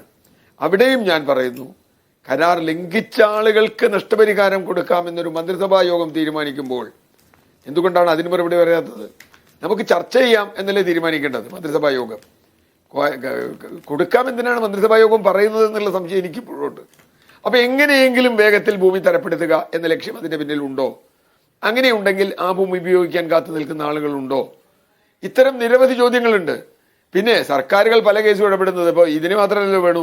എസ്റ്റേറ്റുകൾ സർക്കാരിൻ്റെ ഭൂമി പാട്ടത്തിനോടുത്ത് എസ്റ്റേറ്റ് തിരിച്ചു കിട്ടുന്നതിനെതിരായി ഈ സർക്കാർ എടുത്തിട്ടുള്ള കാര്യങ്ങൾ എത്രയുണ്ടെന്ന് എനിക്കറിയാം. സർക്കാർ തോറ്റു കൊടുക്കുന്ന കേസുകൾ പഴയ സർക്കാരുമുണ്ട്, ഈ സർക്കാർ തോറ്റു കൊടുത്തിട്ടുള്ള കേസുകളുണ്ട്. അതിനുവേണ്ടി വന്നിട്ടുള്ള സ്പെഷ്യൽ പബ്ലിക് പ്രോസിക്യൂട്ടറെ മാറ്റിയത് നമ്മൾ തന്നെ വേണ്ടു തന്നെ വേറൊരു ചാനലാണെങ്കിലും നമ്മളിരുന്ന് ചർച്ച ചെയ്തിട്ടുണ്ട്. ഞാൻ പറഞ്ഞു വന്നത്, സർക്കാരിൻ്റെ ഭൂമി എങ്ങനെയെങ്കിലും തിരിച്ചു പിടിക്കണമെന്ന വലിയൊരു വാശിയോടുകൂടിയാണ് സർക്കാർ ഇത് ചെയ്യുന്നത്. അതോടുകൂടി വലിയ വികസനം വരും അതുകൊണ്ട് എന്ത് നഷ്ടം വന്നാലും മതി, കുഴപ്പമില്ല എന്ന് കഴിഞ്ഞ സർക്കാരിനെതിരെ ജയിക്ക് ആരോപിക്കുന്ന അതേ കാര്യം ഈ സർക്കാരിനെതിരെയും വരും. ലേശം വികസനം വരും, തൊഴിൽ കിട്ടും, അതുകൊണ്ട് ഇത്തിരി നഷ്ടം വന്നാലും നമ്മൾ അങ്ങ് വഴങ്ങി കൊടുക്കുക എന്ന് പറയുന്നത് അത് തന്നെയാണ് ഉമ്മൻചാണ്ടി സർക്കാരും ചെയ്തത്. അത് തന്നെയാണ് ഇപ്പോൾ പിണറായി സർക്കാരും ചെയ്യുന്നത്. ശരി, എനിക്ക് പറയാനുള്ളത്. ശരി, ഡോക്ടർ ജിൻഡോ ജോണി, പുതിയ കളിക്കാർ വരുന്നു. ഈ സ്മാർട്ട് സിറ്റി എന്ന് പറയുന്നത് ഒരു പുതിയ കളിക്കളമാകുന്നു. അതിൽ കേന്ദ്ര സർക്കാരിൻ്റെ പ്രത്യേക താല്പര്യം, കേരളത്തിലെ തന്നെ പ്രവാസി വ്യവസായികളുടെ പ്രത്യേകമായ താല്പര്യം, ഇതൊക്കെ വരികയാണ്. അതെല്ലാം കൂടെ ചേർന്നാണോ ഇപ്പോൾ സർക്കാരിൻ്റെ ഈ അനാവശ്യമായ തിടുക്കം? അല്ല വേണു, എനിക്ക് ഒറ്റ വാചകത്തിൽ പറയാനുള്ളൂ. ഈ നിമിഷം വരെ LDF പ്രതിനിധി ഈ കരാറിൽ ഇവർ വലിയ മഹത്തരം എന്ന് പറയുന്ന 722 എന്ന് പറഞ്ഞ ക്ലോസ് പറഞ്ഞിട്ടില്ല. പല ഘട്ടത്തിൽ പല സർക്കാരുകൾ മാറി മാറി, പല മുന്നണികൾ മാറി മാറി തിരുത്തി മുന്നേറി വന്ന ഒരു കരാറ്. ആ കരാറിൽ പറഞ്ഞിട്ടുള്ള നമുക്ക് അനുകൂലമായിട്ടുള്ള വകുപ്പ് എടുത്ത് ഉപയോഗിക്കാത്തത് എന്തുകൊണ്ടാണെന്ന് ചോദിക്കുമ്പോൾ ഈസ് ഓഫ് ഡൂയിങ് പ്രോത്സാഹിപ്പിക്കാൻ വേണ്ടിയിട്ടാണ്. നാളെ കേരള സർക്കാരുമായിട്ട് കരാർ ഒപ്പിടാൻ പോകുന്ന ഇനി വരുന്ന കമ്പനികൾക്കും ഇതൊരു ഇളതരുവല്ലേ? അവർ ഇനിയും ഇതുപോലെ കരാർ ലംഘിക്കും, സർക്കാർ പണം കൊടുത്തവരെ പറഞ്ഞുവിടും. ഞാൻ മനസ്സിലാക്കുന്ന ഇത്തരം തട്ടിപ്പ് കമ്പനികളുമായിട്ട് രഹസ്യ കരാറിൽ പിണറായി സർക്കാർ ഏർപ്പെട്ടിട്ടുണ്ട്. ആ കരാർ CMRL കമ്പനിയും വീണ വിജയന്റെ കമ്പനിയും തമ്മിലുള്ള കരാർ പോലത്തെ ഒരു കരാറായിരിക്കും. അവസാനമായി ശ്രീ ജേക്സി തോമസ്, ഇവിടെ ഇപ്പോൾ ഈ തിടുക്കവുമായി ബന്ധപ്പെട്ട് ടീകോമിനെ എങ്ങനെയെങ്കിലും ഒഴിവാക്കുക എന്നതുമായി ബന്ധപ്പെട്ട് അഴിമതി മണക്കുന്നു എന്ന് പ്രതിപക്ഷ നേതാവ് പറയുന്നതിന്റെ സാഹചര്യ തെളിവുകൾ പലതാണ്. രമേശ് ചെന്നിത്തലയും ചില കാര്യങ്ങൾ ആ കാര്യത്തിൽ വ്യക്തമാക്കിയിട്ടുണ്ട്. ഞാൻ വേഗം അത് അവസാനിപ്പിക്കാം. ഒന്ന്, ഈ സ്മാർട്ട് സിറ്റി ഇങ്ങനെ പ്രതിസന്ധിയിലായ ഘട്ടത്തിൽ ഒരു മുൻ IT വകുപ്പ് ചുമതല കൈകാര്യം ചെയ്തിരുന്ന ഒരു IAS ഉദ്യോഗസ്ഥന്റെ നേതൃത്വത്തിൽ അത് റിയൽ എസ്റ്റേറ്റ് ടീമുകൾക്ക് കൊടുക്കാനുള്ള നീക്കം നടന്നു എന്ന ആക്ഷേപം ഉയരുകയുണ്ടായിട്ടുണ്ട്. പല ആളുകളും ആ ഭൂമിയിൽ കണ്ണുവെച്ചിട്ടുണ്ട്, പിന്നീട് അത് മുന്നോട്ട് പോകാതെ ഇരുന്നു എന്നാണ് അറിയുന്നത്. അപ്പോൾ ഈ പുതിയ സാഹചര്യത്തിലും അതുപോലെ തന്നെ അവിടെ വട്ടമിട്ട് പറക്കുന്ന താല്പര്യക്കാരുണ്ടാകും. ഇവിടെ ചില സൂചനകൾ മാത്രമാണ് പ്രതിപക്ഷം നൽകുന്നത്, ആരുടെയും പേരെടുത്ത് പറയുന്നില്ല. അങ്ങനെ ഇരിക്കുമ്പോൾ തന്നെ ചില പേരുകൾ ഇങ്ങനെ ദുരൂഹത ഉണ്ടാക്കിക്കൊണ്ട് വരികയാണ്. ഈ ബാജു ജോർജ് ആദ്യഘട്ടത്തിൽ ടീകോമിന് വേണ്ടിയിട്ട് നിന്നു. പിന്നെ ഇപ്പോൾ മുഖ്യമന്ത്രിയുടെ തന്നെ മുൻകൈയിൽ ഈ പറയുന്ന ഓവർ സീസ് കേരളൈറ്റ്സ് എന്ന് പറഞ്ഞിട്ടൊരു പ്രത്യേക നിക്ഷേപം സമാഹരിക്കുന്ന ഒരു സംവിധാനം ഉണ്ടാക്കുന്നു. അതിൻ്റെ തലപ്പത്തേക്ക് ഈ ബാജു ജോർജ് വരുന്നു. ഇപ്പോൾ ഇതുവരെ ഒന്നും കേൾക്കാത്ത ഒരു പേരാണ് ഇപ്പോൾ ഒരു പ്രവാസി വ്യവസായി OV മുസ്തഫ. ഈ OV മുസ്തഫ ഇതിൻ്റെ വൈസ് ചെയർമാൻ ആകുന്നു, ചെയർമാൻ മുഖ്യമന്ത്രി. ഇങ്ങനെ ആകെ ദുരൂഹതയുണർത്തുന്ന എല്ലാം പൊതുഭൂമിയിൽ കണ്ണുവെച്ചുകൊണ്ടുള്ള നിക്ഷേപങ്ങൾ വരുന്നു എന്ന പേരിൽ ദുരൂഹ സ്വഭാവത്തിൽ പ്രവർത്തിച്ചിരുന്ന വ്യക്തികൾ തന്നെ പ്രധാനപ്പെട്ട പദവികളിലെത്തുന്നു. ഇവരെല്ലാവരും ഈ സ്മാർട്ട് സിറ്റിയുമായി ബന്ധപ്പെട്ട പുതിയ നീക്കത്തിന്റെ കണ്ണികളായി വരുന്നു. പൊതു താല്പര്യം മുൻനിർത്തി ആശങ്ക ഉയരില്ലേ? അതെന്തുകൊണ്ടാണ് ഒരു മന്ത്രിസഭയ്ക്ക് ആ മുറിയിലിരുന്ന് മാത്രം എടുക്കാൻ കഴിയുന്ന തീരുമാനമായി ചുരുങ്ങുക? CR ഒക്കെ പറഞ്ഞതുപോലെ, ഇന്നും പ്രതിപക്ഷം പറഞ്ഞതുപോലെ പൊതുസമക്ഷം ഇതിന്റെ വിശദാംശങ്ങൾ പറയണ്ടേ? പൊതു ചർച്ച വേണ്ടേ? അതിന്റെ അടിസ്ഥാനത്തിൽ വേണ്ടേ തീരുമാനമെടുക്കാൻ?